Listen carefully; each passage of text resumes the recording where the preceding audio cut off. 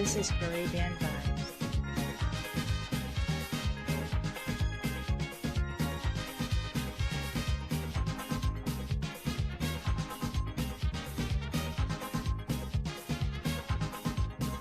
Well, I start to sweat, man, I'm soaking wet.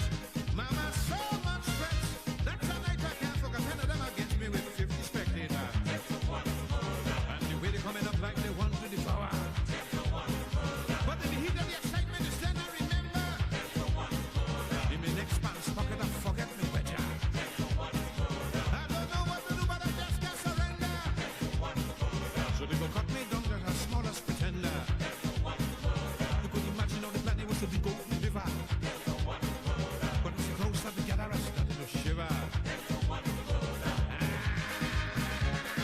Just after 10 a.m. this Sunday morning, the 12th day of July 2020. Thank you very much. When you hear that theme from the Mighty Sparrow, who, by the way, has just turned 85 years old, you know it's time for politics and the issues of the day. Live on U975 FM, like Pepper Multicultural Radio. Thank you very much for staying with us. Thanks to our colleague and friend Shazad for wonderful early morning programming. Always a great researcher and always great producer of the legacy and the classical music of Trinidad and Tobago. We thank him very much and we wish him a good week ahead. Of course, you could catch him each weekday morning pre-dawn with religious programming. Thank you again. Now, with the name of the show, as the Mighty Sparrow tells us, 10 to 1. We go from this hour till 1 p.m. each Sunday morning, certainly until the general election of 2020, which is now within 1 month away. We waited 5 years for this. Now we are fewer than 30 days again for the general election of 2020 on Monday, August 10th, Monday, August 10th. 2020. So we have a lot of issues to discuss as we do on this frequency on an ongoing basis. We have some big guests, including we expect a Minister of Government to come into our studios today at the 11 o'clock hour. So as always, you know, it means great participation by you. We thank you again. We appreciate you being with us. We want to update you on the issues of the day as we always do. We take your calls, we do the analysis, we have some interviews lined up and so on and so forth. We hope all is going well with you and that you are seeing your candidates. A lot of red and a lot of yellow on the ground. As one of our callers reminded us a few days ago, now is the time that the candidates turn up and they sit on your pirha and they talk to you. And in many cases, you don't see them for another 5 years. Before we go on, our colleague and friend Anne is not with us today. And we have another great colleague and friend. You hear me each weekday morning from 6 to 9, Kenrick Jagannath. Good morning, Kenrick. Well, he doesn't quite have a mic in front of him now, but good morning, Kenrick, and thanks for being with us. Kenrick had a long day yesterday, along with the entire team of U975 FM, Hot Like Pepper Multicultural Radio. But this in election season, Kenrick, it's nice to have you here. Good morning to you, Ken, and good morning to your listening audience. Always a pleasure to be in your company as we continue to look at the issues of the day. Good morning to each and everyone outside there. As we follow the politics, we also want to tell you, I've been taking a lot of interest in the cricket, the test cricket, and Kenrick, I know you're a cricket person. Just to give an update on the score, the West Indies is doing quite well. They're chasing 200, or I think it's 201, 201 for victory. They lost 2 early wickets and then a 3rd wicket. And now they're riding the luck, really. They're really riding the luck to 100 for 3. Just to give you the scores, England 204. Remember, most of the first day was rained out. And in the second innings, 313. West Indies 318. And now 100 for 3. What is to happen, we don't know. They're into the second session of play. Right. We are into the session of play that heads to the general election of 2020, as we have been saying. We have been voicing a lot of comments on the quality of candidates, on the issues or non-issues, the campaigning techniques, and so on. We are each weekday afternoon from 3 to 6.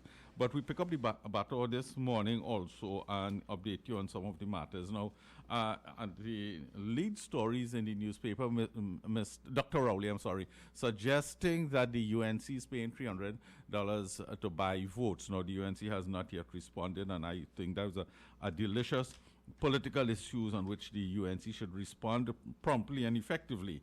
And I would have given them some ideas on what they should do to that. Not only challenge the Prime Minister to provide the evidence, but also suggest that we are not in government and we are not the ones who have dispensed a lot of contracts without procurement. We still do not have a procurement regimen in Trinidad and Tobago, even though that was one of the 2015 general election manifesto promises of the PNM. Neither is there campaign finance reform that was promised. In fact, the subject of the Guardian's editorial today is the matter of the campaign finance reform that was promised. 5 years have come and gone.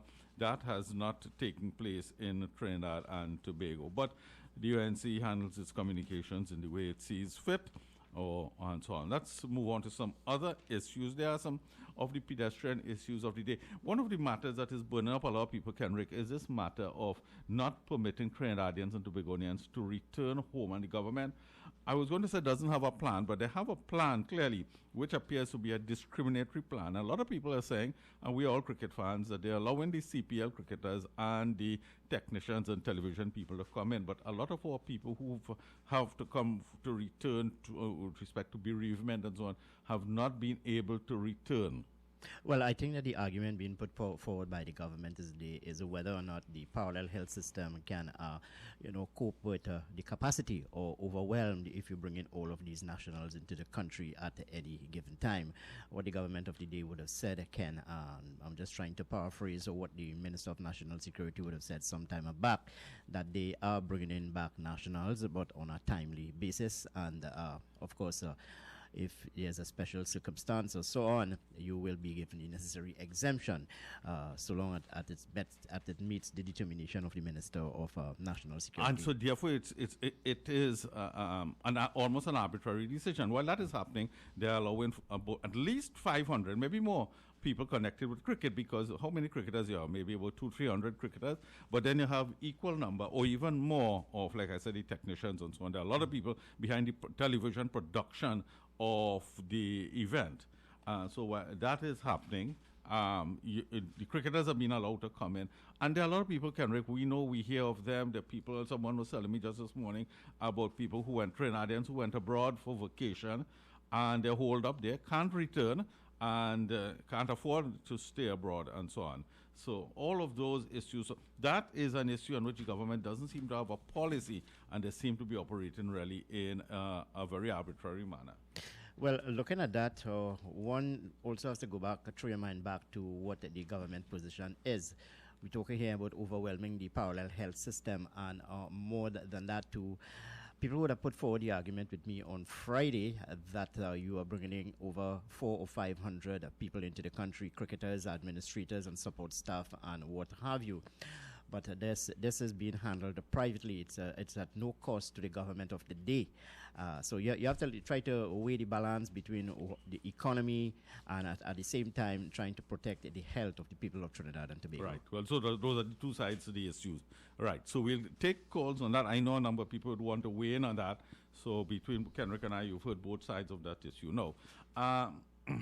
Before we move on, I just want to quote a little bit from columns, at least two columns this morning. A very interesting Martin Daly's column in which he talks about some election thoughts. Now, I want to make this clear that I'm just cherry picking one or two issues out of it. It's not that he's focusing on this alone. His headline alone tells you everything, that some election thoughts, and he spent some time talking about Guyana. And by the way, we expect after the 12 o'clock hour today to talk to a senior operative in Guyana on the ongoing saga on that.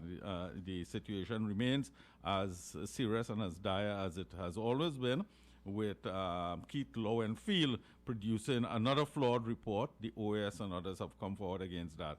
But so we will get an update from the ground in Guyana. But I just want to quote at least one, possibly two paragraphs from Martin Daly this morning. And he talks, again, I want to tell you, he talks about a number of issues, and then he comes to say, meanwhile, at the beginning of the week, the UNC announced its candidates.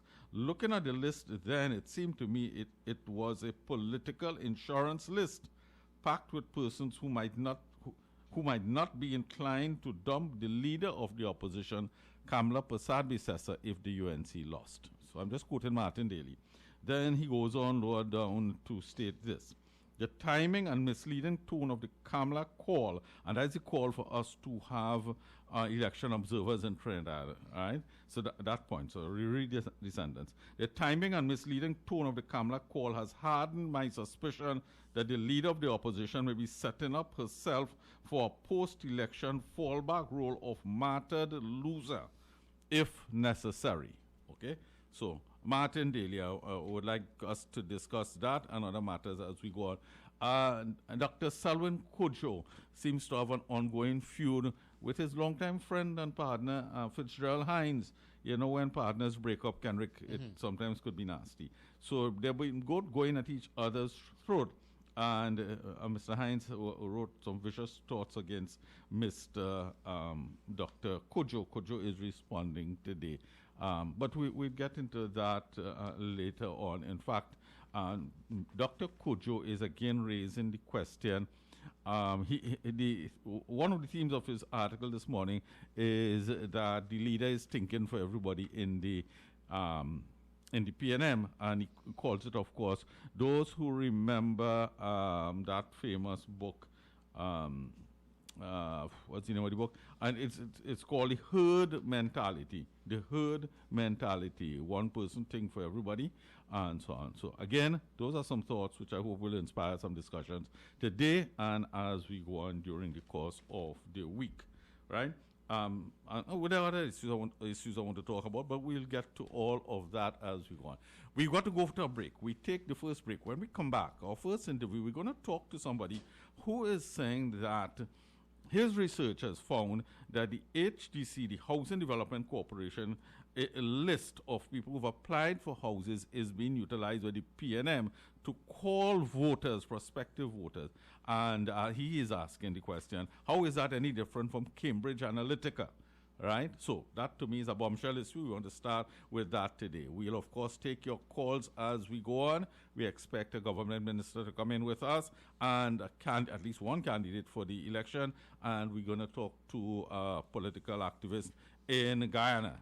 So all of that on today's program. Before we go on and we take the break, just to remind you, we are, of course, on social media, including on youtube.com. Shiva Parasram is here, and he has us on youtube.com, RCLU975FM, Hot Like Pepper. And in addition to that, we are on our Facebook, and of course, you could get us on the regular station dial. We take a break, and we come back.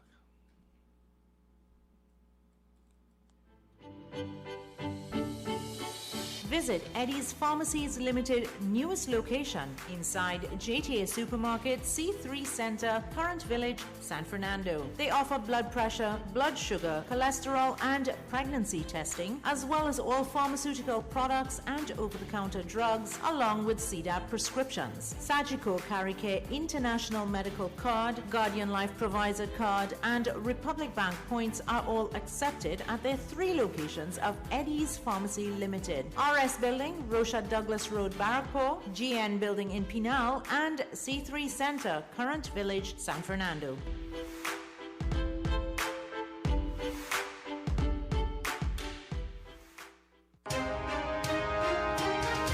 Hi, my name is Nicole Dookie, and I am inviting you to join me alongside Kenrick Jaggernaut on U-Talk, Mondays to Fridays from 6 a.m. to 9 a.m. right here on U97.5 Hot Like Pepper Multicultural Radio. We will be bringing you all the information you need to know in the world of news and current affairs. You are also invited to add your voice, so call us live and let's get interactive.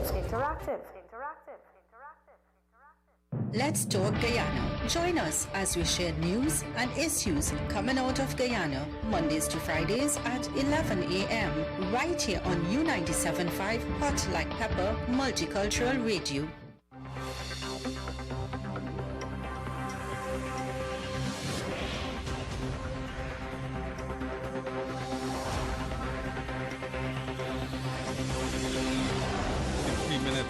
10 a.m. on this Sunday. Pretty good weather across most of the country. We hope it's good for you. We here in North America, some bad weather, especially in Canada, some unseasonal weather. If you're following the cricket, well, the West Indies has lost another wicket, 108 for 4. Something tells me it's going to be a close ding-dong final there. Kenrick, we have messages saying that They are happy to have you on this morning. So great. They're one of our regular listeners sending a note. We thank you very much, and we look forward to other responses as we go on this morning. Now, we want to start the discussions with you, and one of the other points we wanted to raise as we get into the program is this matter of the number of sons that are being turned up and down the country for capital projects. And it raises the question about the government's ability to fund these things, because at a time when our debt portfolio is getting bigger and bigger. And Kenrick is suggesting we begin to take the call, so let's do that, and then we begin our interviews. Good morning to you. Hello, good morning, and welcome. Ali. Good morning. Morning, Kenrick. Good morning to you, sir. Mr. Ali, Sir. Benjamin Netanyahu, before the election, had faced several criminal charges. For the election, he did not win, but he did not lose. And he formed an arrangement with the opposition to govern the country, together part-time. I think one will govern for a certain time, and then the opposition leader will govern Israel for the rest of the term. As we speak, his matters in the court are still going on. He has to go to court to answer those criminal charges, 3 or 4 criminal charges. The PNM is making a big hullabaloo, the Prime Minister and the women's arm of the PNM, about Mr. Watson Duke's charge that he has, and saying that he ought not to be fighting the election. Look what is happening in Israel, Mr. Ali. There's a man on so many criminal charges for the election, and today he's Prime Minister and is attending court to answer this question. Mm-hmm. You understand? And you are talking about Mr. Watson Duke, who has not been convicted of anything. You understand? I don't think they have a case there at all. The man has not been charged. He has not been convicted of anything. It's just merely a charge. And until and unless he is convicted of something, well, then he can go ahead and fight the election, in my view. Thank you very much. Thank you. Well, the Representations of the People Act does not debar you from contesting an election if you are on a charge, even if it's a criminal charge. And we also had the case of Mr. Pandey, of course, facing charges, appearing in court, even after he was sworn in as Prime Minister. So there is that precedent. Good afternoon. Good morning to you. Yes, good morning, Mr. Ali, and who with you? Kenrick. Kenrick, that the ballhead fella partner. Go ahead, make a point. Anyhow, Mr. Ali, the bell has rung, and there's a lot of shivers in the PNM camp. Mm-hmm. They are running scared, Mr. Ali. We have them on the run. Okay. And I want to call on the UNC supporters. Keep the pressure on. Make sure you all go and check your status on the election list for the area that you're from. Make sure that that is critical. Right. And let's instead of giving them shivers, let's give them heart attacks. Thank you, sir. Thank you. Good morning. Yes, okay. Well, let's get to the issues of the day. I should have said after that call, that message was brought to you courtesy the UNC. All right, we come to, because, by the way, there are I think 4 days again to... nomination day. No, to confirm your registration. Yeah. Okay, let's get to the issues of the day. We told you at the start of the program about the fact that Housing Development Corporation list of applicants apparently is being used by the People's National Movement, the ruling People's National Movement, to solicit support for the general election. The person who has done that investigation, is the one who has done a lot over the last 5 years, is Devan Maharaj, whom we have on the line. Good morning, Devan. Good morning, Ken. Good morning, Kenrick. Where's Anne today? Well, Anne is not. Anne is out of the jurisdiction. Yeah. Oh, Lord, hear the term. She got exemption. Yeah, she got exemption. Morning. Devant, your thoughts on that matter? I know you've been following that. Bring us up to speed on it, please. Since I got the initial complaint from persons, and they gave me numbers and so on, and I posted it up on Facebook, which got a lot of traction. My inbox has been filled with other people calling and sending me screenshots of the telephone numbers, and it's clear that the PNM has some kind of access to these numbers and they're calling persons. Now, when you consider the allegations made by the PNM for Cambridge Analytica, which the Attorney General and the Minister of National Security all said that people were getting telephone calls and so on from the UNC in some previous election. It reeks of a kind of hypocrisy, but I mean, what is scary is that I'm not hearing the UNC picking up this issue. Mm-hmm. Especially in places like Chaguanas East, which is a marginal seat from all reports, and the Oasis Gardens falls in there. And the PNM over the last 4 years have been busy filling up the empty buildings that UNC left. Okay. So, I mean, it has to be concerned also in the Pointe-a-Pierre constituency. There are some housing developments that was recently completed and being populated by residents. I mean, it's caused a concern. La Joqueta Green, for example, in the last local government election, which was really filled by the UNC. So the majority of the voters going to the PNM and the minority going to the UNC. So the fact that the PNM now has access to the HDC list, as all governments do, but they are using it in this kind of electoral objective, and no complaints have been made to the EDC yet by the opposition regarding this abuse of state resources by the political party PNM. And this could be a twist, Devant, as we're saying, to the Cambridge Analytica issue. Yeah. I mean, the PNM made heavy weather of the Cambridge Analytica without foundation, because they claim that the Do So campaign in 2010 was a result of Cambridge Analytica. But those of us who were involved in the campaign knew how organically it developed. And if, in fact, Mike Wiley wasn't in part of Cambridge Analytica at that point in time. But the PNM went to tongue on it, and they made some serious allegations against the UNC, which eventually petered out to nothing.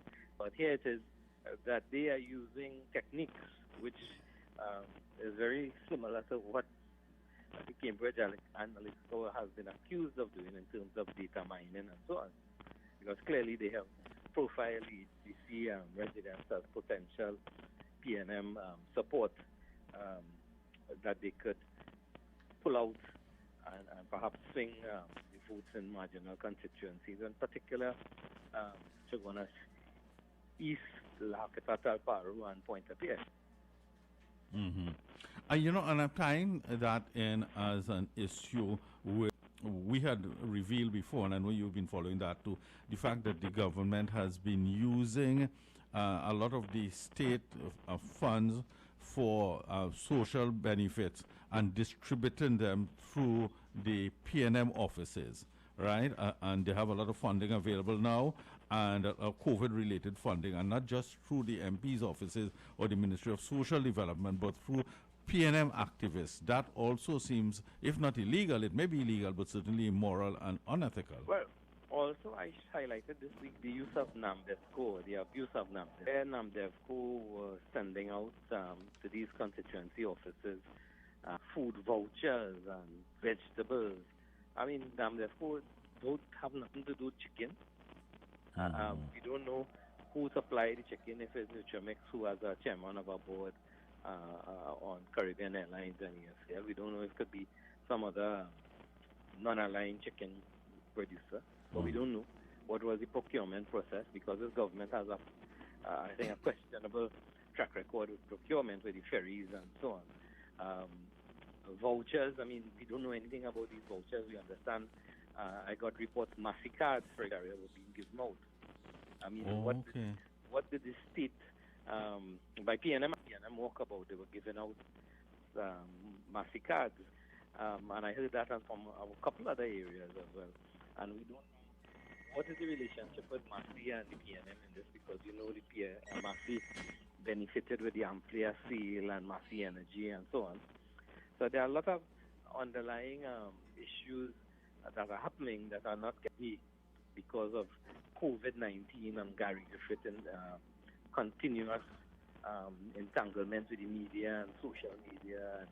And, the media, I think I'm missing a lot of these issues which really may or may not, but I think it may influence the election in one way or the other. But what about the political opposition? I mean, we're in the middle of an election. We would expect those to be issues the UNC would take up. Well, I think the political opposition, I mean, it appears they have felt sorry for the PNM and decided to handicap themselves to level the playing field.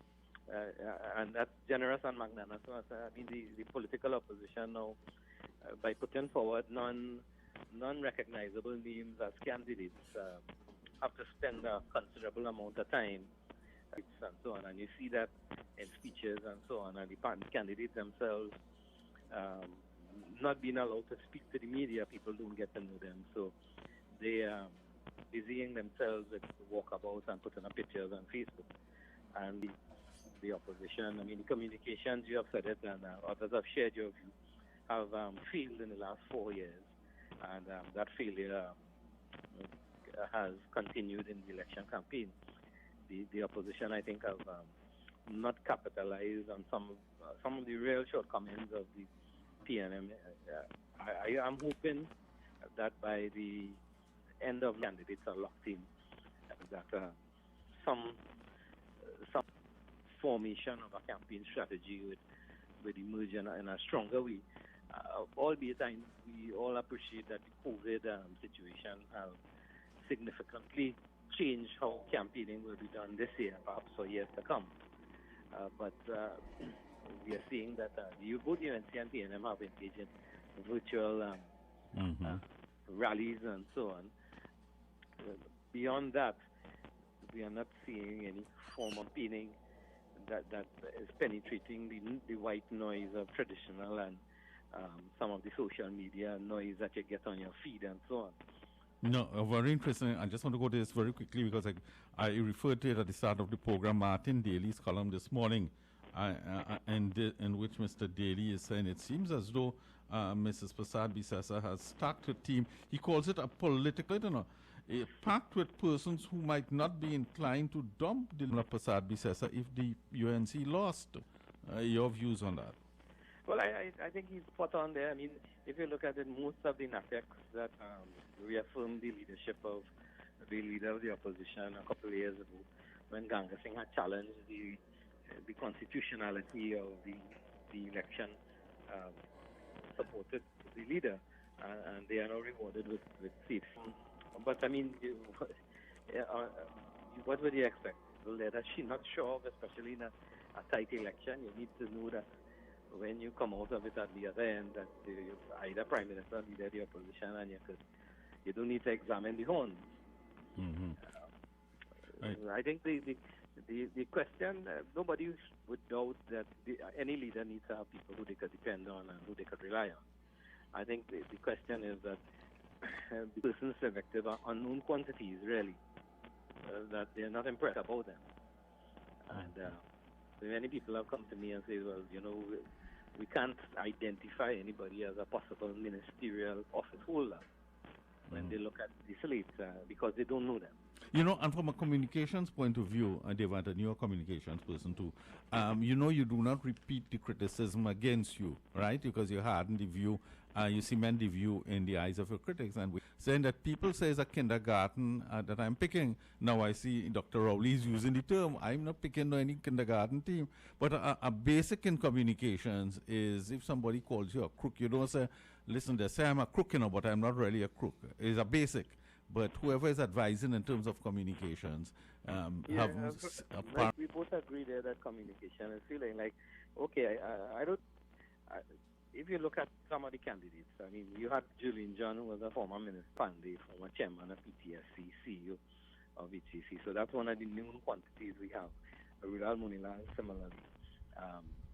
But some of the new candidates, for example, their profiles are not being developed enough, like Ali Hunt, who has this military background and training. So one would assume that should the UNC be victorious, he would somehow be linked either the new Ministry of Home Affairs, which is being touted, or national security. But the persons really don't know much about him. And in this day and age of social media, developing a profile and circulating it with a message all that costly or difficult to do. Similarly, David Naked, with our experience in in sports, and he has a degree in international affairs, and he's well traveled.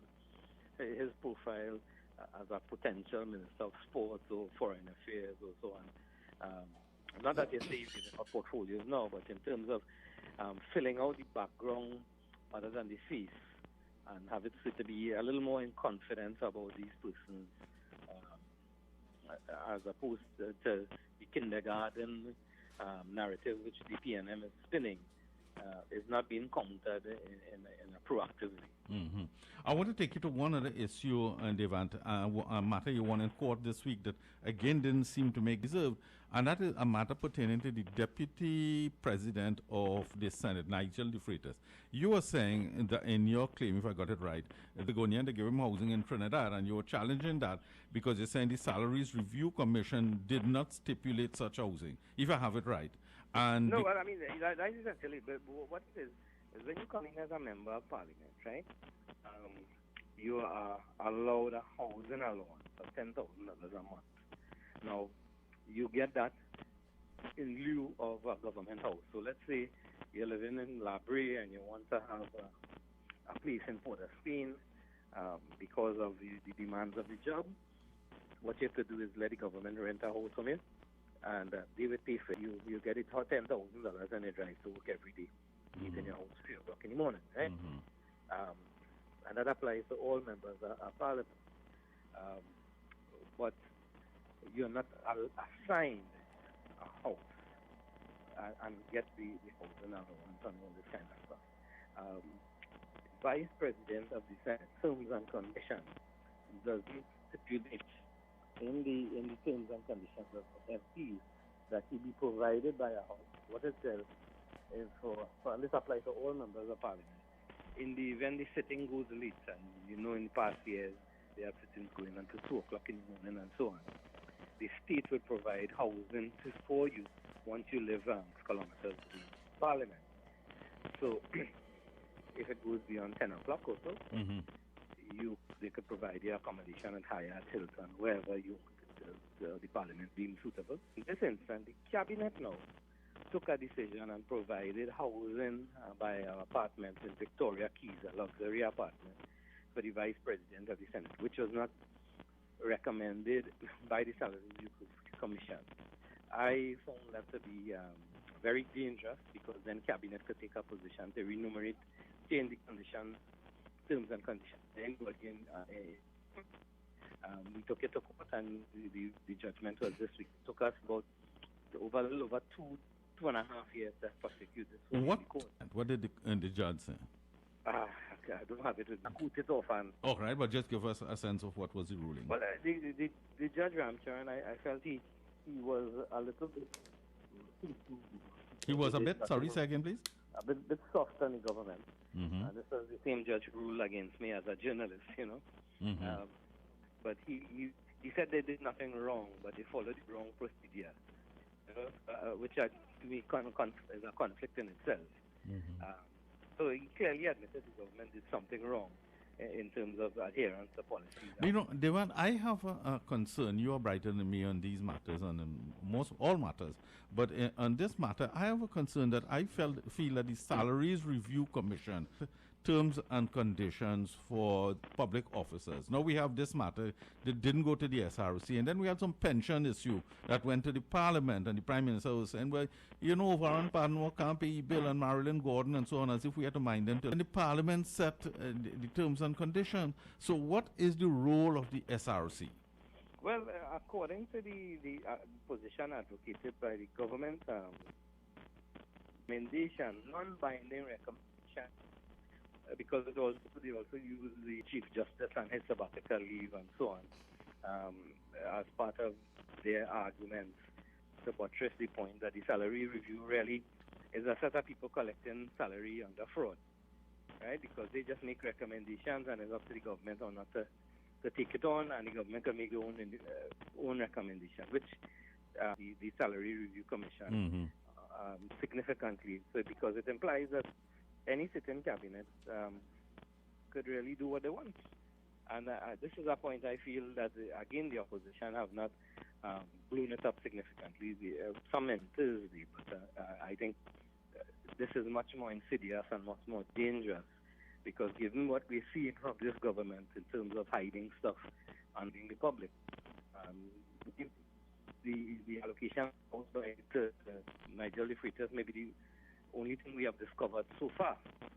And if the government doesn't change, we may not discover what else has been made. If the government changes, perhaps we may discover a lot more being given out by the cabinet of the day that we have not been aware of to date. And I wonder about the role, and there are all these issues that the Integrity Commission... All these people collecting money under false pretenses, and I am convinced in my mind. We live in a post-colonial society which really has no intellectual rigor or independence or conviction or anything. The Integrity Commission, you file a complaint with them, they take about 4 years to reach a conclusion, and then they will tell you it doesn't satisfy them. If they do satisfy it, it goes to the DPP, and the DPP may take some arbitrary and vague decision that writes it off. When I complained to the Equal Opportunities Commission regarding the lands at Guapo, to Pena, the prophetess, when they recognize that breach, they send it to the DPP, and the DPP says Manning too old. This is a man going up and down in Parliament, but Manning too old, right? It's a prostitute, but Pandey wasn't old, right? The Karen Nunes, the sheriff with the Keiko matter in the Integrity Commission, they made a finding. It was referred to the DPP. Nothing since then. And these people collecting salary every day. You have the Office of the Procurement Regulator. Yes. Operational, but not not functional.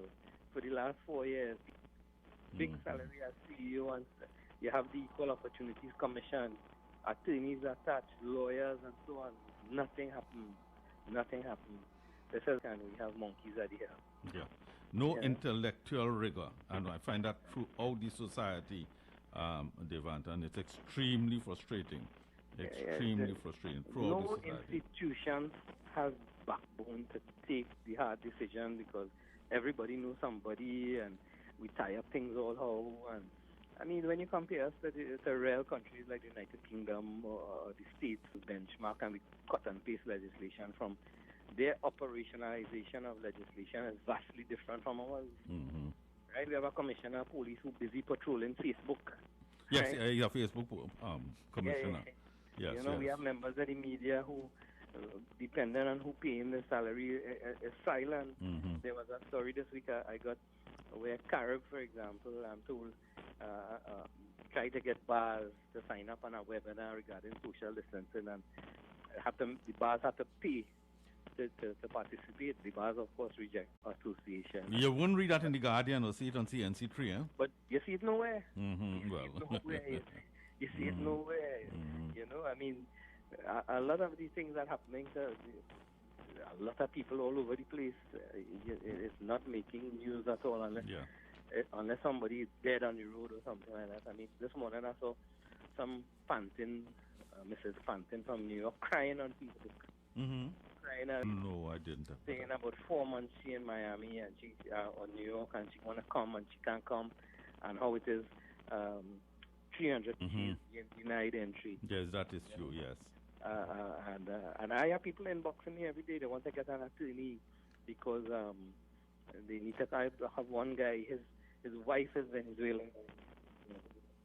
No problem in terms of discrimination at the Ministry of National Security. But the Witness Protection Program and ex-field agencies, where money stopped for the witness. So the witness now starving. And after study, if they go out and walk, they will get killed by the people who are giving evidence again. Yes, oh yes. That's right. And then we wonder why people don't come forward and crime. This is a societal systemic problem. Yes. And it's not being addressed, I mean, properly and comprehensively by anyone. I mean, the UE has become a paper mill now. I mean, that gave you the 1970 movement and so on, that no longer exists. When you read Hamid Ghani's column today, and you realize that he was teaching in UE, you realize why it is UE produced people who are certified but not educated. They say everything and nothing. Yes. He pull up a page, half a page of the Guardian saying nothing at all. Yeah, that's right. Telling me what we don't know already. Intellectual rigor analysis. That's and right. then they produce a Secretarian coming out of UE there who is certified but on it. But the politics, I think, is very challenging. It's very close. I think no one should be complacent if they're interested in changing the administration. That the PNM hasn't ramped up their campaign at all yet. I think you'll see both campaigns changing gears, I think, after Friday coming. When candidates and we look forward to that. In touch with you on these issues, Devan. Thanks so much for your time this morning. Thank you so much. Yes. Okay. Devan Maharaj, political activist on several issues there. Kenrick says we take a break. Remind you again, you're on U975 FM, Hot Like Pepper, Multicultural Radio. Your calls are coming in, but we are going to take a brief break. We'll take all of your calls, and we have much more ahead. We'll be right back. For quality items, visit Super Quality Endeavour Road, Chaguanas, and Trin City Industrial Estate in Trin City, as well as Quality Cash and Carry Supermarket, Cuba Car Park, for all your grocery items and vegetables, not forgetting their bed and bath section and kitchen appliances for your home. With so many items to choose from, take advantage of our great prices and discounts at any of our 3 locations: Trin City Industrial Estate in Trin City, Endeavour Road, Chaguanas, and Quality Items, Super Quality Supermarket, and Quality Cash and Carry Supermarket.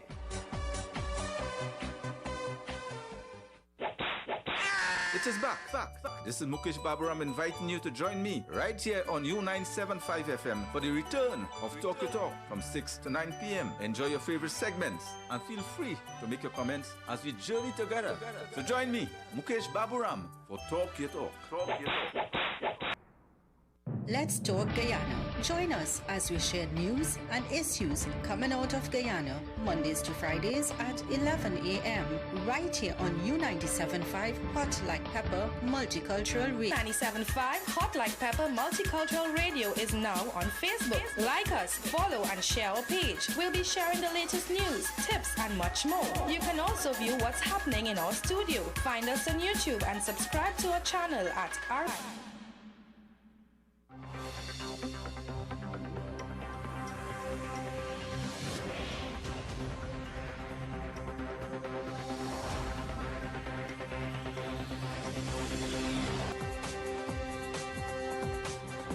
We're heading to the 11 o'clock hour on this Sunday morning. We thank you very much for being with us. Number one talk show on Sundays, and we thank you for making us that. We know you want to get 367547 2275739. Good morning to you.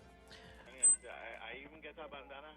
Oh. Okay, well, it was in short supply, my friend. It was. Yeah.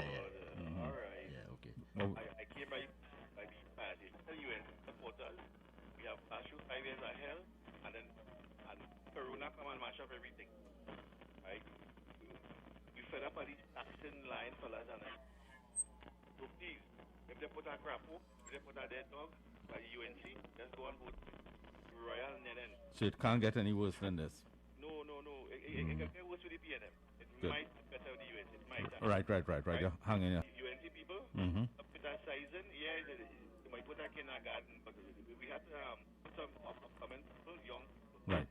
And I know people like Tin Gopi Singh and Azal Karim and them, they are good people, but there will be any background guiding them. Right. And I want Vasan Barra, you're real, under Kenrick, putting feelings. Putting bad feelings, but that man can come on board and help. Thank you very much. Okay, and you'll get your bandana. Bandana is the next thing. We ain't giving out bandana, we're giving out bandana. Good morning to you. Yeah. Morning again, Mr. Ali. Morning. Yes. Now, my partner Kingsley asks questions. So when he asks questions, nobody could contradict you in any question you have saying about Mr. Davy this morning. And I am asking the question, Mr. Ali, do you know who is under the employ of the chambers of... Wait now, I want to get in some other callers. All right, so Mrs. Yeah, okay, well, it's well known. Thank you. Mrs. Rowley works there, so everything he says has no value, but 3/4 of his article is critical of the PNM, eh? Good morning to you. Hello, good morning. Good morning, gentlemen. Good morning, sir. Agree the candidates that the UNC elected are more insurance fights. And the other part about the observers, I think we should have them, even though it could be booked by excuse, but we should have them. However, with these younger candidates, these new candidates, they don't have roots in the UNC, like Hassan Karim and Botuwari and Rambatan and them. And I am taking some of them between East-West Corridor to cross the floor. If they good enticement is offered to them, I'm expecting that. Thank you very much. Okay, all right. Well, that a most critical time. But that's what they're saying about the robbery at NLCB. Oh yes. Thank And have to leave public on the paper. That all could go back in the archives and get it. And this thing with the Prime Minister talking about $300. I hope they could sue him for that because I know you're not telling the truth.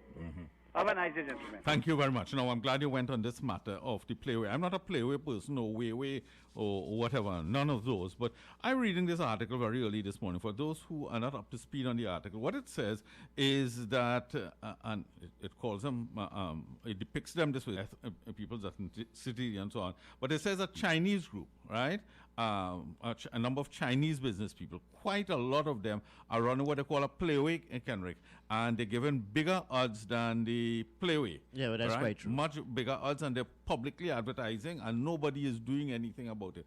And it is a good piece of work. I want to give credit to the journalist Joshua Simangal, writing in The Guardian this morning. Good morning to you. We lost you. 636-7547, 22757. So, Kenrick, this is a huge scandal. You could walk in there, apparently, and say, listen, I want to play this number, or I want to play that number. You're getting better odds than you get with the official NLCB system. So it is robbing the local taxpayer and those who operate the legal booths. And these are illegal booths, Kenrick, that are operating up and down the country. Hundreds of them. Good morning. Hello, good morning. Good morning, Ken. Good morning. Good morning. No, Ken, this is my good friend from Tawakeet. I know that.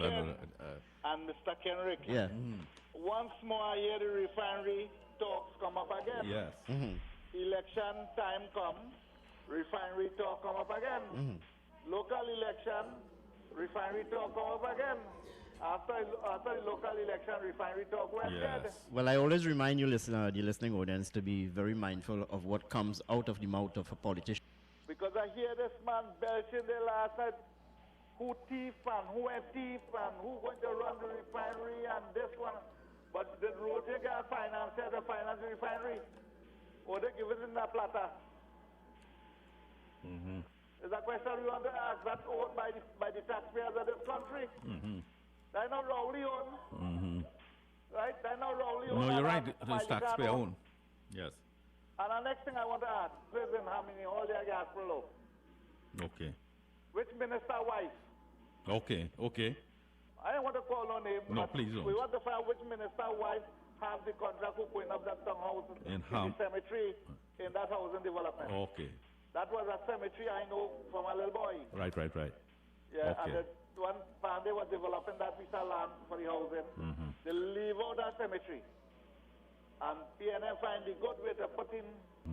So we don't know if the dead go walk up or the dead go walk down. Right. Now, listen, before you go, was it you were complaining about not having the candidate? For Tabaquit? Yes. Yes, I see we get it. Right, so I wanted your views on that. Yes, I see she started to walk around and thing.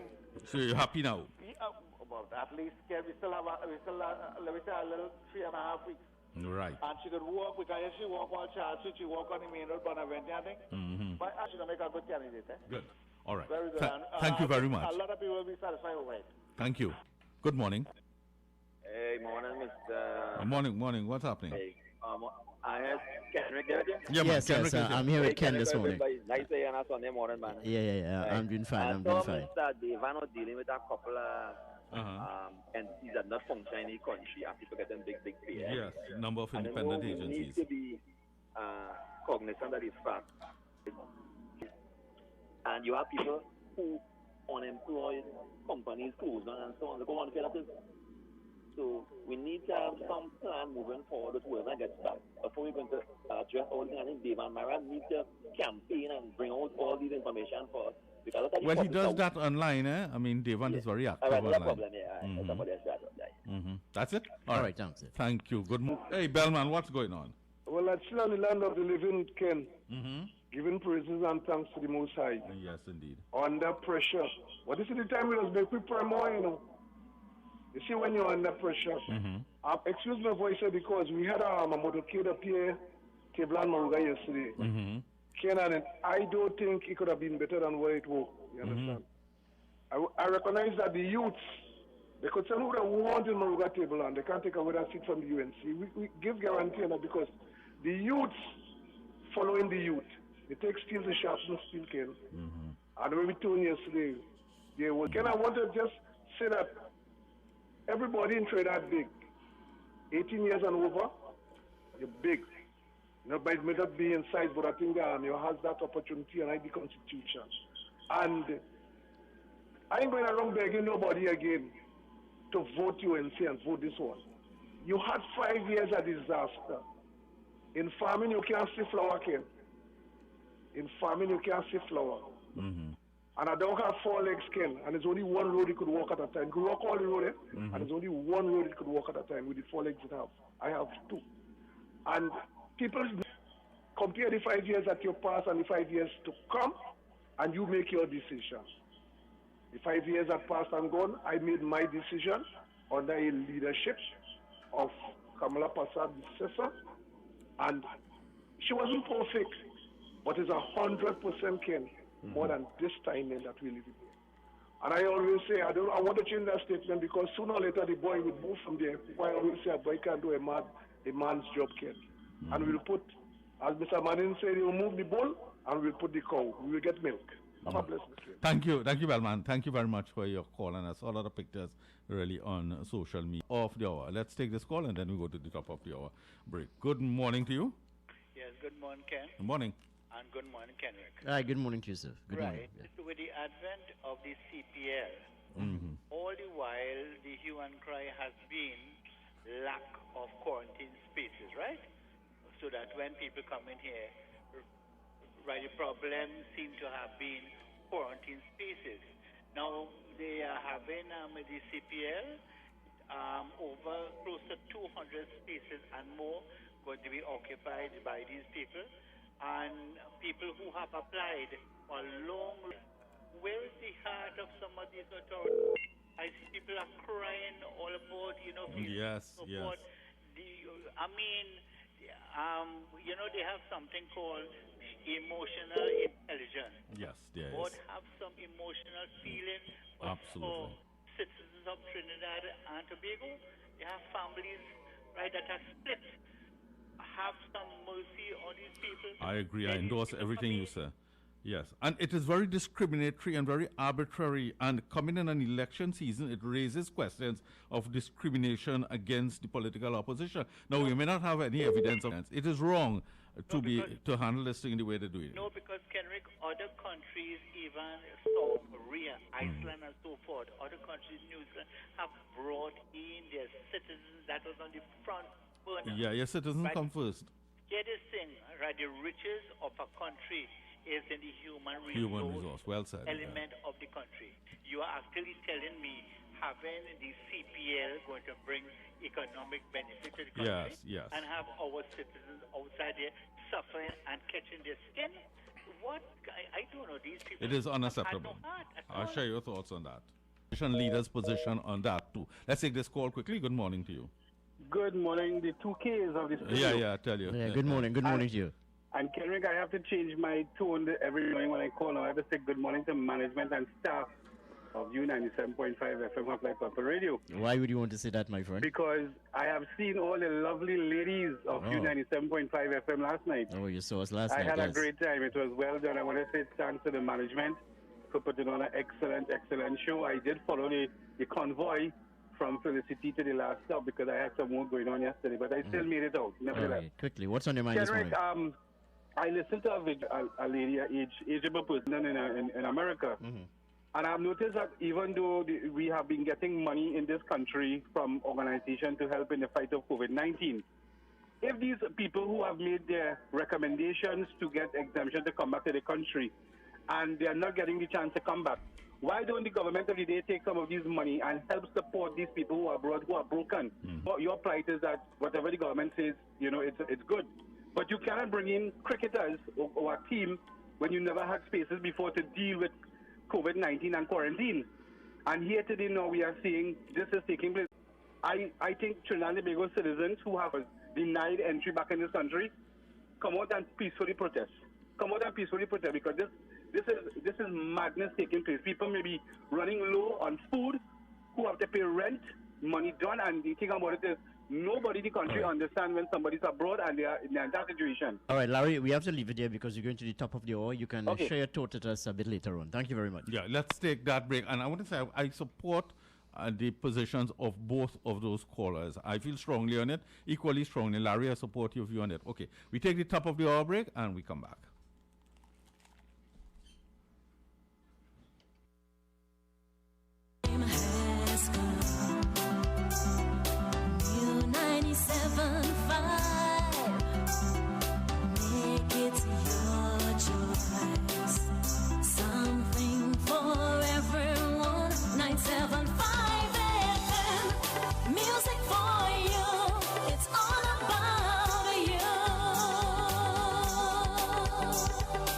U97.5 FM, Hot Like Pepper, Multicultural Radio. Power to the listeners. KY's Electrical Supplies Limited of Southern Main Road, Canupia. For all your plumbing and electrical supplies, water heaters, filters, Gould, Pentax, and Leo pumps. Choose from leading brands such as Cooper, Varma, BTCino, Leviton, and General Electric. Call 665-6954 for more information. KY's Electrical Supplies Limited of Southern Main Road, Canupia.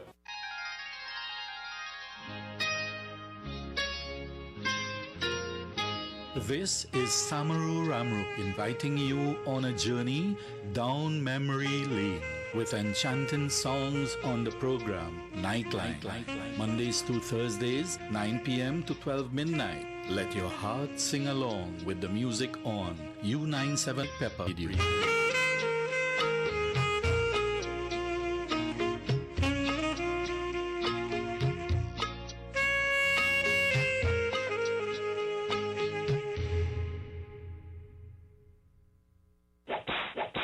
It is back. Talk Your Talk is back. This is Mukesh Baburam inviting you to join me right here on U97.5 FM for the return of Talk Your Talk from 6 to 9 p.m. Enjoy your favorite segments and feel free to make your comments as we journey together. So join me, Mukesh Baburam, for Talk Your Talk. U97.5 Hot Like Pepper Multicultural Radio is now. Follow and share our page, tips, and much more. You can also view what's happening in our studio. Find us on YouTube and subscribe to our channel at RCL U975.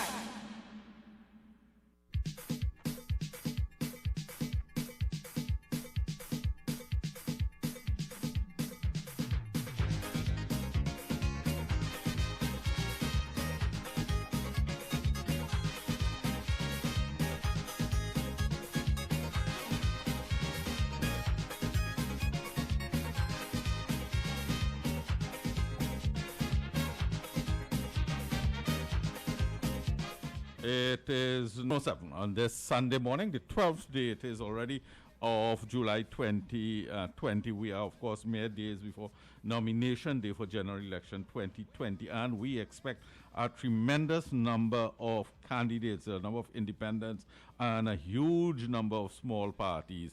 Huge, as in quite a number of parties are going to be sponsoring 2 and 3 candidates and so on. But we expect a government minute at 11 o'clock, so we look forward to seeing him sometime soon. But in the meantime, we take your calls. Good morning. Good morning. Good morning. Welcome. Hi, good morning, sir.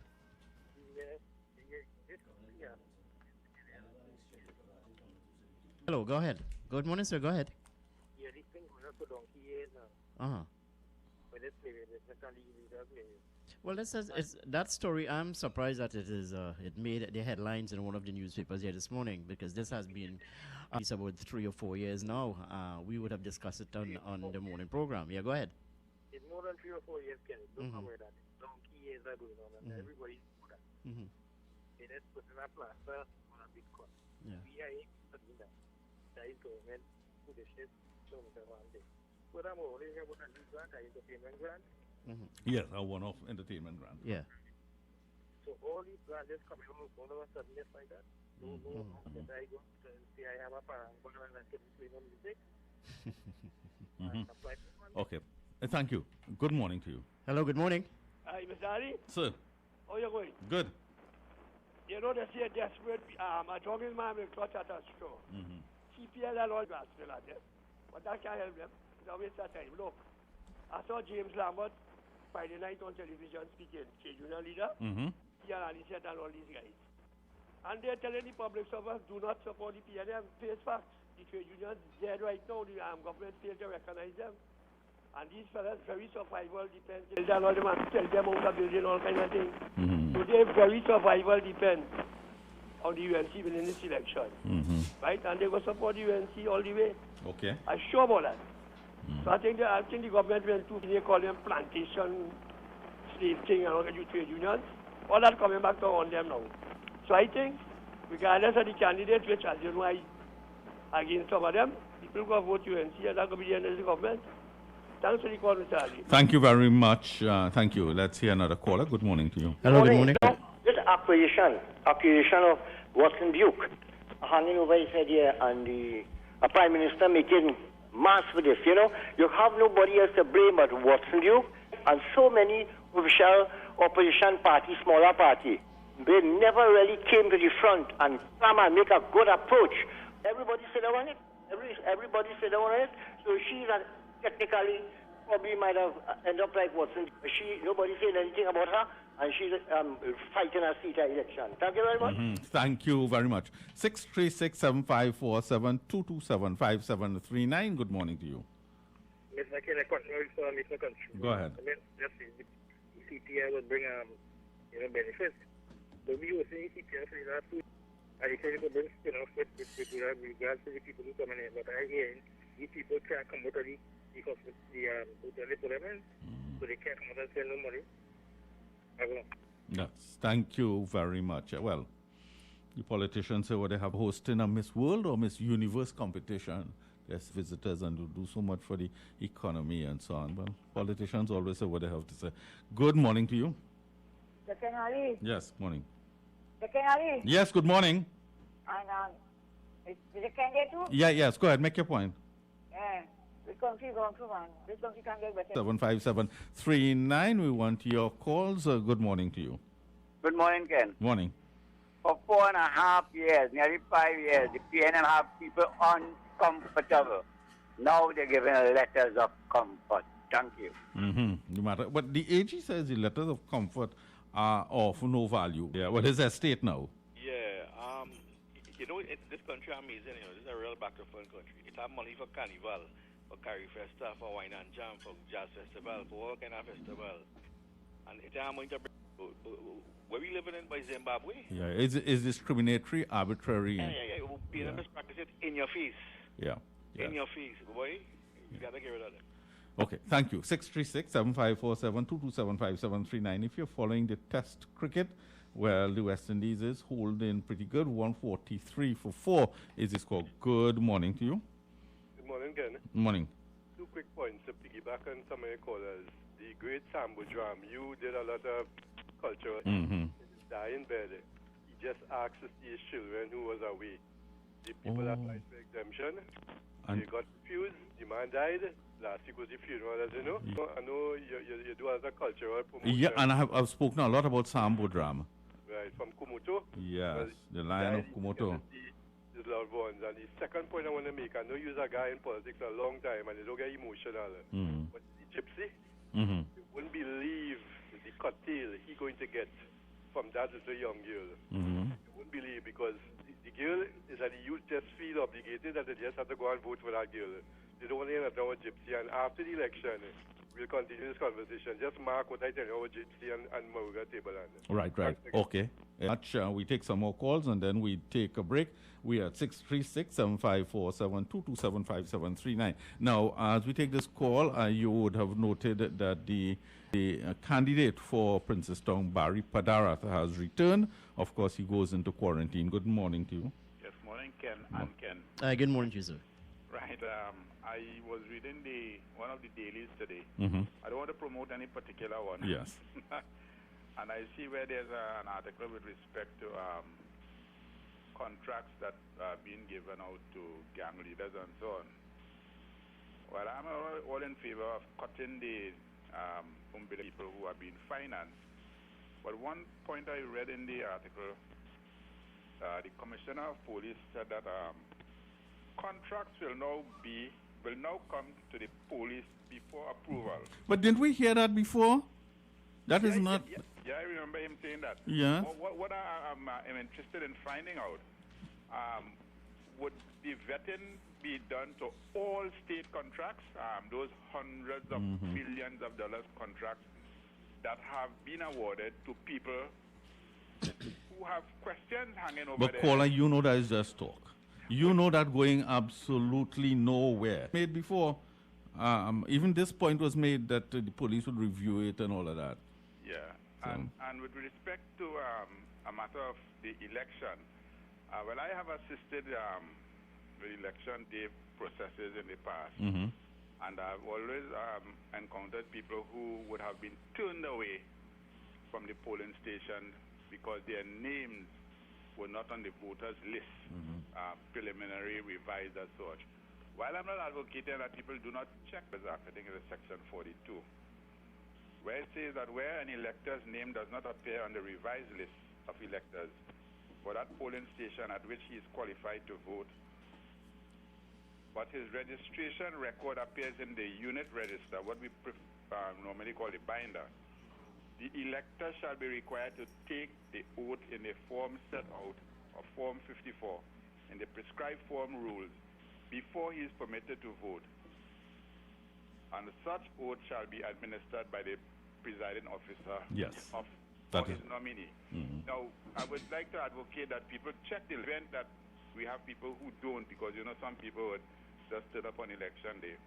Do not just accept that your name is not on the list. That there's a process that gives you the right to cast a vote, even though that your name is not on the list. But being registered, you will be in the binder. Having your ID card would be indication that you are registered and that you should be in the binder. So I just Yes. Thank you very much. Okay. Advice for voters.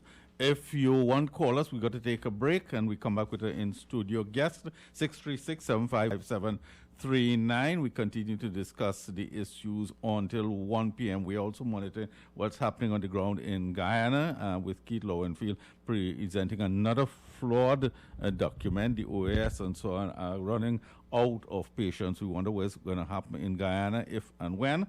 So that is one matter we are continuing as we did all through the week. With cricket, they've gone to tea, 143 for 4, 57 runs required. And of course, England has to take 6 wickets.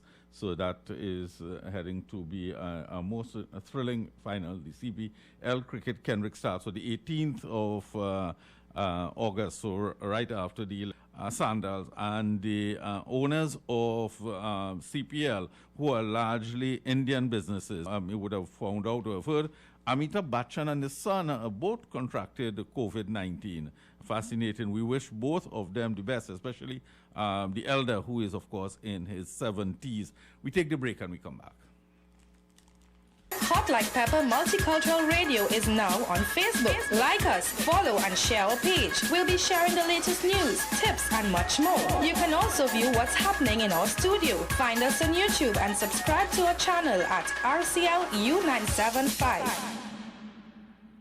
KY's Electrical Supplies here for all your plumbing and electrical supplies, water heaters, filters and water pumps, plus all parts for Gould, Pentax and Leo pumps. Choose from leading brands from BTCino, Leviton and General Electric. Call 665-6954 for more information. KY's Limited of Southern Main Road, Canoopia.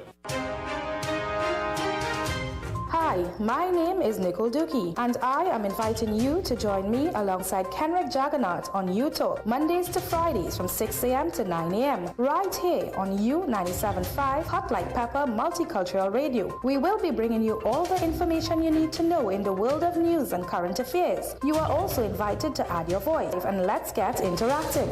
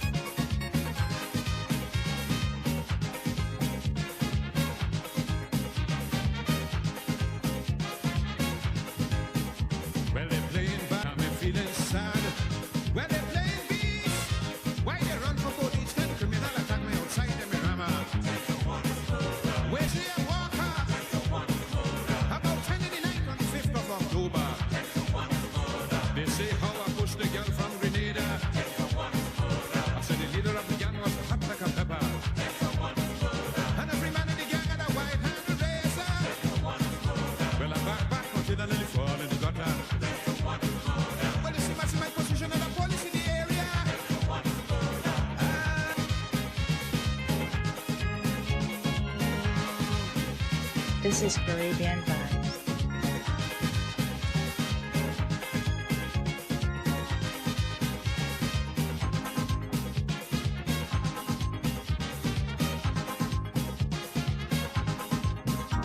Man, I'm soaking wet. Mama, so much stress. That's a night I can't forget. 10 of them against me with 50 spectators.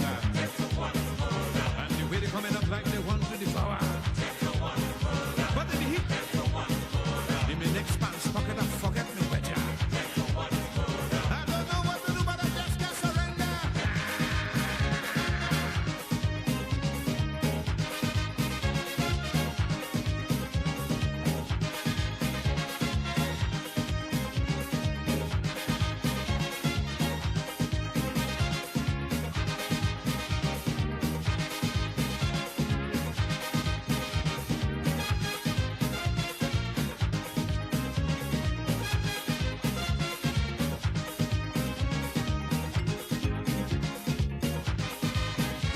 This is Caribbean Vibes.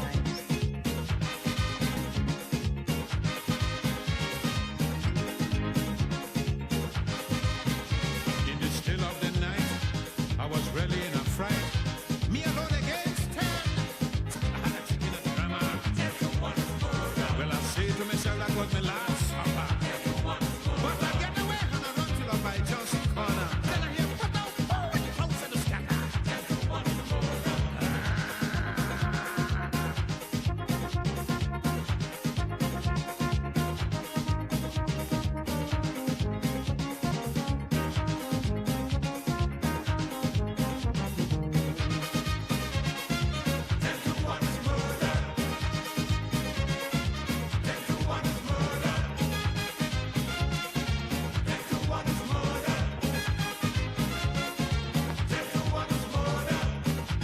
This is 10:20. They go in the Eastern Caribbean. We thank you for staying with us on U975 FM, Hot Like Pepper Multicultural Radio. The name of the show is 10 to 1.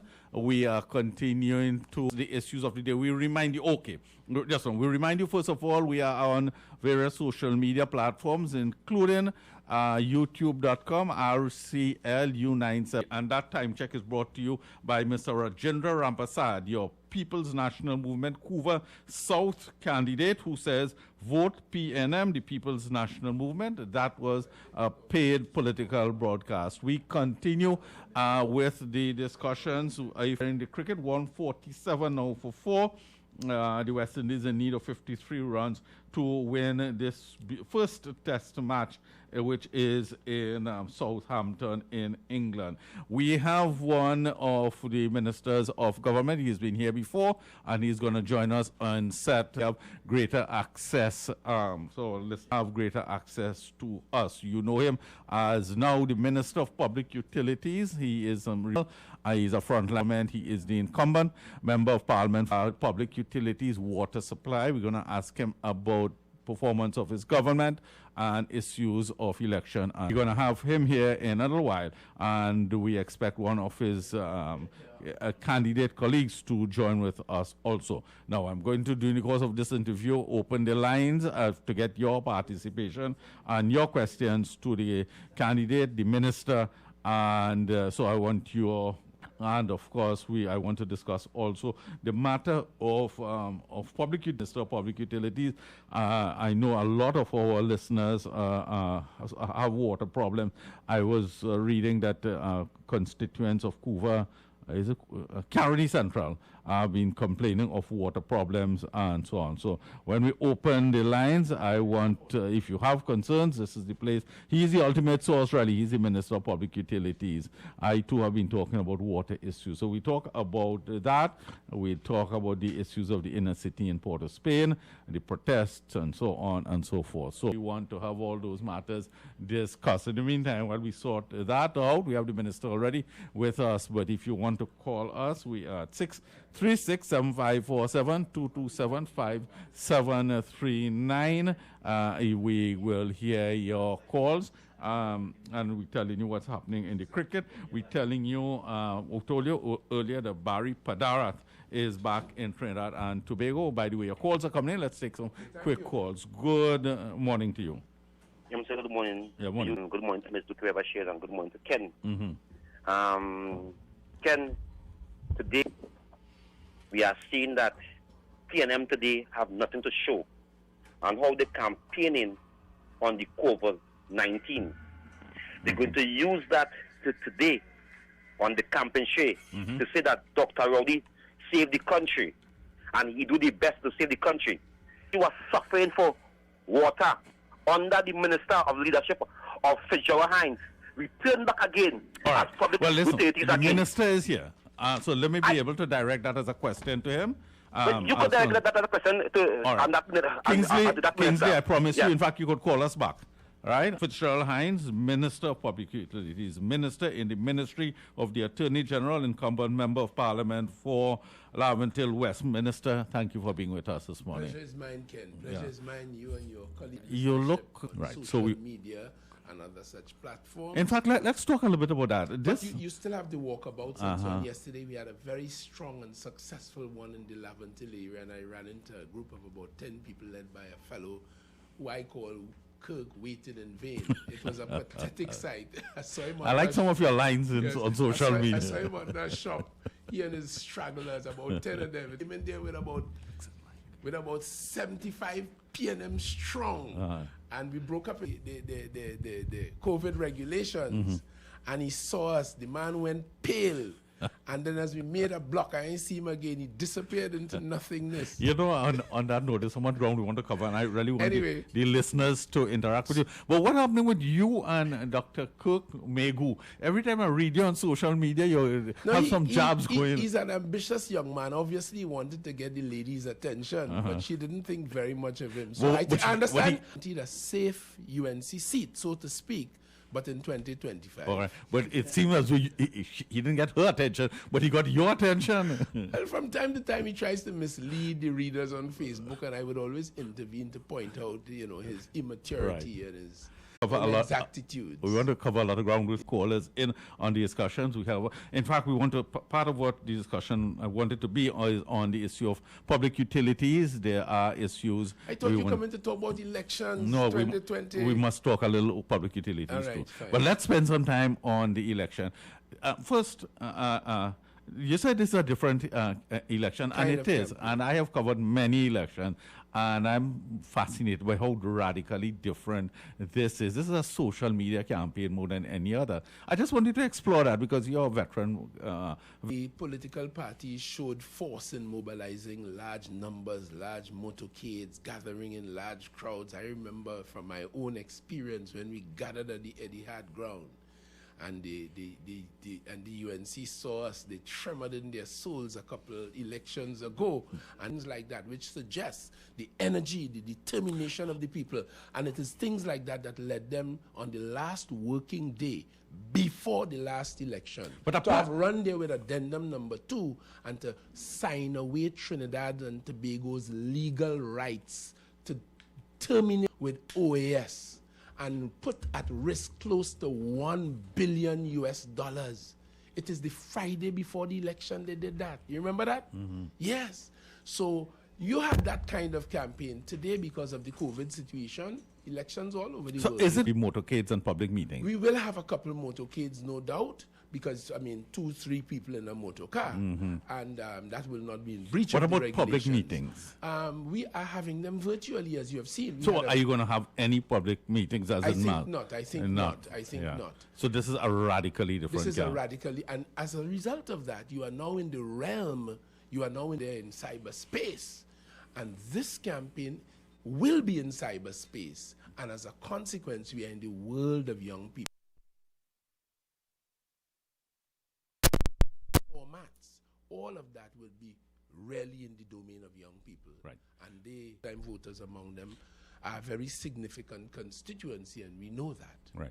Now, let's talk. There's so many issues to talk. I'll be staying to the politics throughout the interview, but I noted during that recent protest in the inner city protest into the capital with respect to those youths, they were primarily youths, who staged protests in inner city communities in the capital city too. We speak with one voice in the PNM, And when the leader speaks, he speaks for us in the cabinet.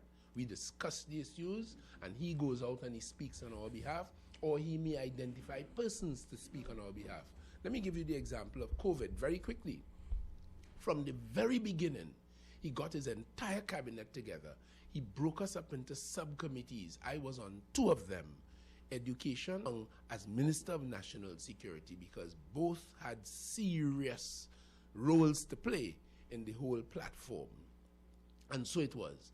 So I did not have necessarily to speak during the week of those protests, the few days and so on. I was speaking locally and in my own communities. But at a national level, the political leaders spoke, but we were all on the same page. And my own view is a platform that is Trinidad and Tobago have the right to protest. But what is behind this? Minister, this is not just the outpouring of the murders of these 3 guys from Second Caledonia. Could we agree on that? It is a bottled-up feeling of neglect by the authorities and lack of opportunity. Well, I'm not sure about that. That's the fallacy that goes around. That's the message that goes. I was saying, you missed it, that this question of neglect and lack of opportunities is not real. There are opportunities for every single citizen of Trinidad and Tobago, and many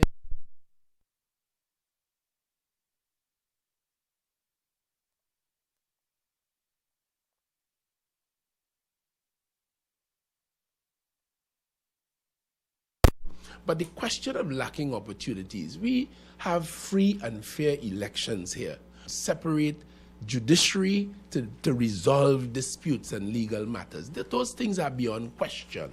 We have an education platform that has educated you and your children and me and mine. I mean, if you walk around Port of Spain or Vancouver today, the average young person now could tell you they have to stop me from going to buy 200 pounds of cucumber now and take a little stall somewhere and put them up for sale, make a little profit, plow back the money and the profit into it, buy 4 bags, 400 pounds on the next occasion, and to go and grow. Even if you want to grow them for yourself, every single week in the cabinet, Clarence Rambarat, as Minister of Agriculture, brings notes for leases of state lands for the purposes of agriculture.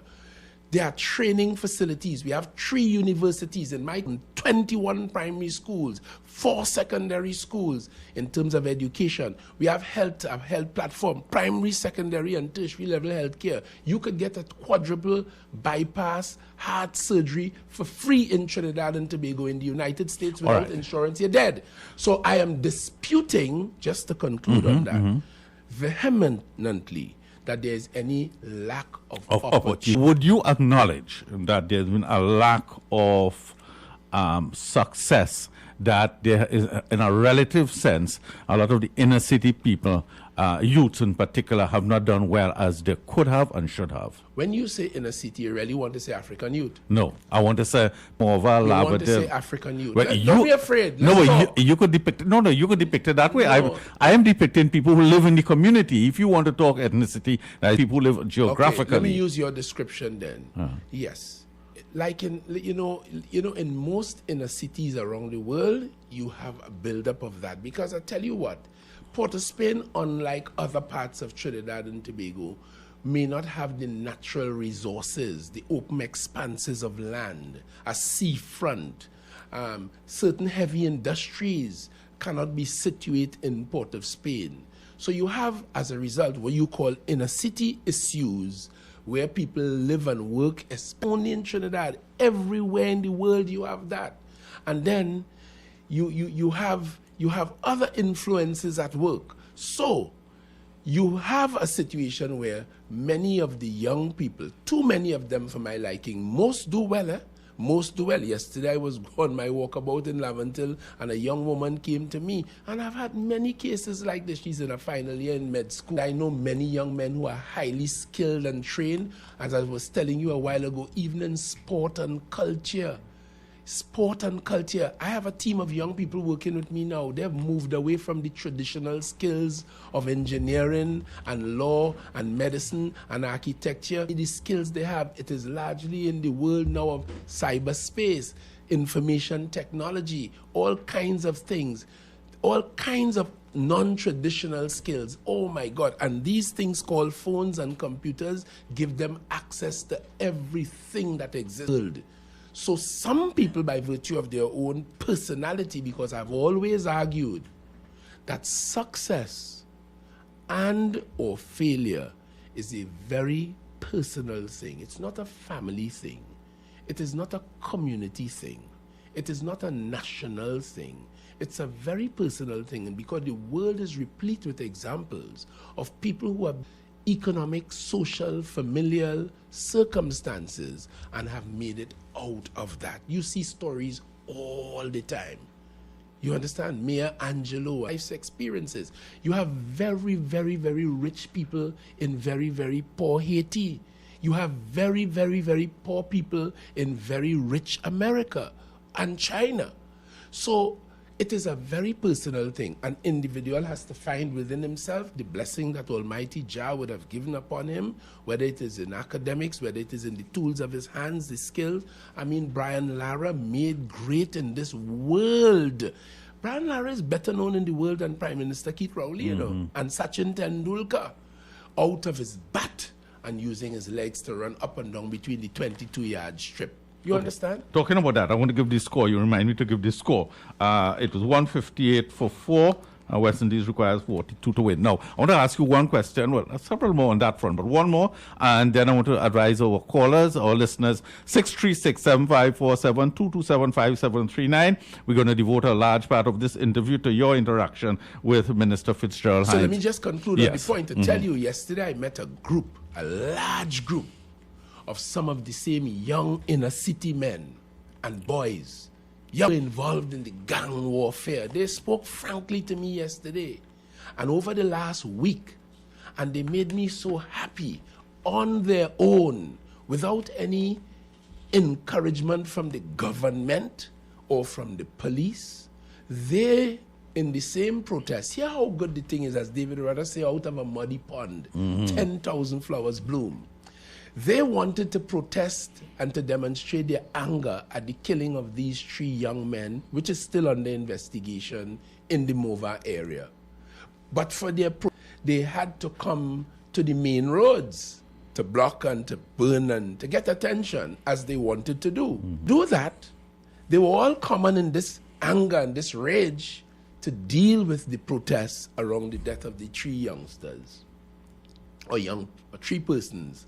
And I extend condolences again to all of their families, and as well to the brother who lost his wife, Onella Graves, on the Beetham. They said they didn't see you at the funeral. I did not make it to the funeral for reasons that I would know of, and I hadn't been asked, but I was unable to. But the point I was making is they had to come through each other's territory, the areas they had foolishly and blindly marked off as Rasta City and Muslim and this and that.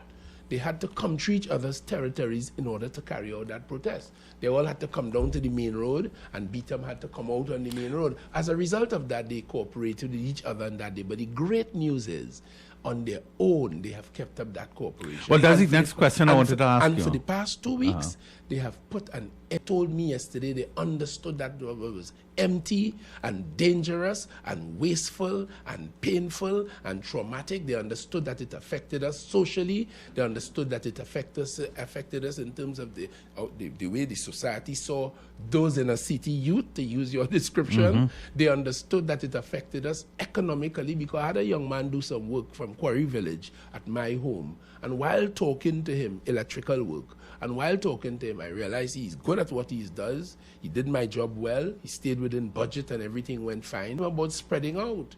And in the conversation, he told me if they had work on the Beetham that was paying $1 million a day, where he lives is across the borderline from the Beetham, he wouldn't go there because he was sure he would be killed. Or he wasn't a gangster, only because he was from the Eastern Quarry. So they have come to understand that that is dumb, deaf, blind, and foolish on their own. I commended them yesterday, and I'm encouraging them to continue in that wisdom and build, because you can't have development and build nothing community in an atmosphere of bloodshed and war. Right. Minister, on that note, we need to take a break. Your calls are coming in. We're going to take the break. We come back with your calls, listeners. There are several other questions I want to pose to the minister, including matters pertaining to the campaign and his constituency and so on, but promise to get the listeners in on the discussions. We take the break and we come back with your calls. For quality items, visit Super Quality Supermarket, the Industrial Estate, Intrin City, as well as Quality Cash and Carry Supermarket, Cuba Car Park, for all your grocery items, liquor, fresh fruits, and vegetables, not forgetting their bed and bath section, and kitchen appliances for your home. With so many items to choose from, take advantage of our great prices and discounts at any of our 3 locations: Trin City Industrial Estate, Intrin City, Endeavor Road, Chiguanas, and Cuba. For quality items, Super Quality Supermarket and Supermarket.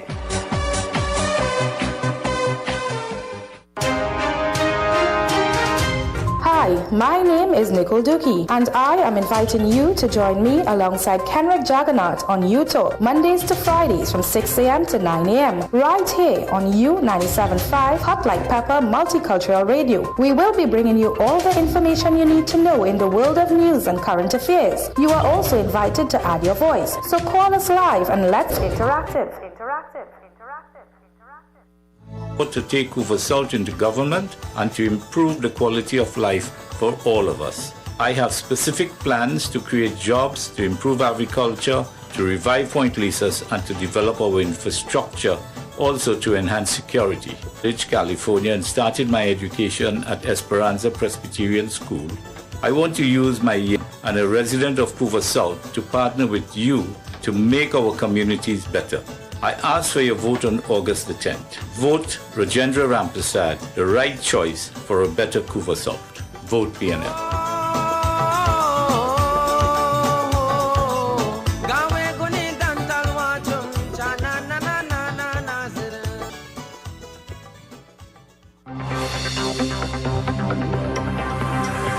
Minutes to the hour of 12. We are inviting your calls, 636-7547-227-5739. We are getting several messages also, so I want to entertain as many of those questions. But let's put the callers first. Good afternoon to you. Good morning to you.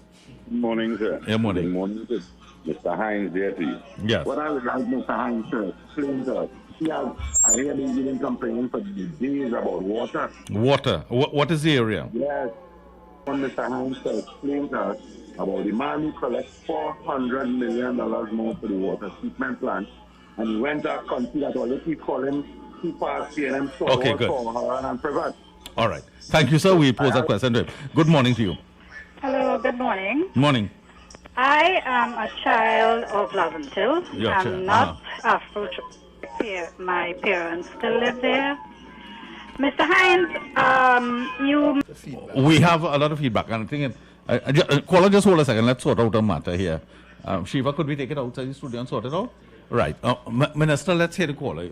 Hello? Yes, go ahead. Make the point. Yes, on another radio station, and I spoke to Mr. Hines about the fact that there are vacant properties and empty lots in Laventille and environs, right? Mm-hmm. I suggested, why not build factories, whatever is necessary. Do something in the area, because there is the land available. There's available land. Okay, let's pose the question to him. All right? Thank you very much. Good question, Minister. There are a lot of empty properties, vacant land in Laventille. Why not make it available to people for commercial purposes and other purposes, I imagine? It's not as straightforward as everything. She's talking about people's private dwelling homes. I mean, the state doesn't have the right to just go and take people's dwelling homes. She's talking about abandoned properties and vacant so it's not as properties. straightforward. You can't just go and take Indeed. people's private. Let's hear another caller. Right. Good morning to you. And secondly, Just hear the question and then you... Go ahead. Morning, sir. I want to give you a friendly advice of how the rain falling. Be very careful how you're going to beat them. Thank you very much. No. Ask him a political question. Can I call him a jackass? No, don't get there. I thought he would ask you, which I want to ask you. How come the rain don't fall over the well? But listen, let's get to serious matters. We have a lot of calls here. Good morning to you. Good morning, Mr. Ken. Yeah, morning, sir. Hi. Good morning, sir. What happened to the education center closed down where God Christopher used to be running for the church? What you do when you close down? What you do for the church? Good question. Okay, we'll give him a chance to respond. That education center, God Christopher went on a hunger strike and so on. What's the story there? Things are not what they seem. There were a number of commercial units in that government thing that he was renting out. Oh, okay. You understand? And it is not unknown to governments that there are a lot of people who get access to state property and state resources and use it largely for their benefit. And I can give plenty examples of that. Let's hear another question. Before you go, on this question... Morning, gentlemen. Let's hear him and then you'll respond on that. Good morning. Quickly. Hello. Yes, good morning. Yes, I have two questions for the minister. Don't cut me until I don't ask him. First, when they killed these 7 fishermen in Cuba, he said it's not his constituents and he will not go in no funeral. And the next thing is declare your assets. Okay, we pose both questions. Okay, I'll give you time to respond to both of that, and there's an unfinished matter you wanted to deal with. So go ahead. Yeah, in terms of water, we face... In terms of water, we as a nation, like many other places in the world, like the entire world, is suffering the effects of global... even in our dams, a large amount of our water is consumed in condensation, a lot of water, evaporation. And there are systems now being developed in other parts of the world to prevent evaporation of your water sources. Right now, harsh dry season last year and this year as well, because we are in the rainy season, we've only had a couple showers and of no great consequence. We are now down to very, very low levels in every one, and I am briefed on a daily basis by WASA. But Minister... We are down to very low levels in our reservoirs, in our dams, whether it's Navet, whether it's Hollis, whether it's Caroni. Well, we get the figures there, but very, very low. All right, my issue with water, the inequity in distribution. It can't be right that some residents don't get water supply for a week, 2 weeks, 3 weeks. And other people could be assured of... I agree with you. The issue is inequity. I agree with you. That's not the issue. The issue is might be a question that has to do with the way WASA schedules its water distribution. Right. Let's get to and then you have issues of people who live on elevated areas and the furthest extremities. Once they are producing less, the water doesn't get up to the heights. People of San Francisco, it's not a... We know we have tremendous amounts of ground and surface water that we still have not managed to harness and to capture. So that is a work in progress. And the mandate of this, maximize the use. Because, Ken, we consume, WASA produces WASA, our water production and consumption per day is something like about 240 to 245 million gallons. Okay? And 40 million gallons comes from desal water. Very expensive to produce desal water. So what we are trying to do as a government policy is to maximize and to garner and to collect and to produce the more water. So we are focused on well restoration, the creation of new wells, and capturing this water that flows otherwise so that we could use it for consumption. Minister, I want to cover as much ground as we could, and I promise the listeners to get in. Now, we have 2 unanswered questions from a previous caller, but let's hear this caller. Good morning to you. Mr. Hines, you is the man on the utilities now, right? How come all you spend all those millions of dollars on the reservoir in Tobago? All you spend some $1 million right now, the president in Tobago in that reservoir. Yes. All you do is nothing for years. Okay, let's get a response. But I want to get off. Okay, could you give us a brief response so I could get into some other issues? Yeah, well, water in Tobago is as well. And what he's probably talking about is the desilting of the dam, the Hollis Dam there, And they're trying to do that in order to improve its capacity to serve the people of Tobago. It is as important as water in Trinidad. Let's hear this caller. Good morning to you. Yeah, Ken. Morning, Mr. Hines. Sir. The Bellman. Yes, sir. How you doing, brother? Well, I ain't doing so good underneath your government, you know. I don't expect you, but you could ring your bell how you want. Great is the PNM. Yeah, well, you great would be the UNC in a while. All right, brother. You said so in 2015. Question time. Yeah, ma'am. Can I make a statement before? Yeah, sure. My question is that I listen to you carefully. Gallon, and what you did? You're using a gallon of words to express a spoonful of thought. I've heard you say that before. I'm not impressed. Make your point. My point is two questions. What you meant by when the former Prime Minister was going up the hill, there was a little Rasta boy there. You don't know anything about the facts. Let me stop wasting time. It wasn't no little. You go and research the facts and come back. You know nothing of it. Guys, you all need to speed up on this. I have a lot of ground to cover. We had to talk about your great friend, Professor Selwyn Kudjobo. Bellman, your next question. You have another question? I believe, I don't think I want to ask you many questions All because right. I have no... Bellman, read the question and come back. Guys, Yeah. don't thank you, Bellman. Whoever Okay. in the UNC, whoever in the UNC send you the questions, go ring your bell, read the question, go and call back. All right. Let's hear this caller. Good morning to you. That is the man line. The man only have 2 lines, Mr. Minister. And those are his 2 lines. Anytime he comes, it's the same 2 lines. You know that? Yes, God, Christopher. Somebody just called me and told me that Fitzgerald Hines is on your program and he said certain things about the community. All right. You have a response of Orange Field. I want a response, but I want to take this call. Good morning. Hello. Morning. Yes, good morning.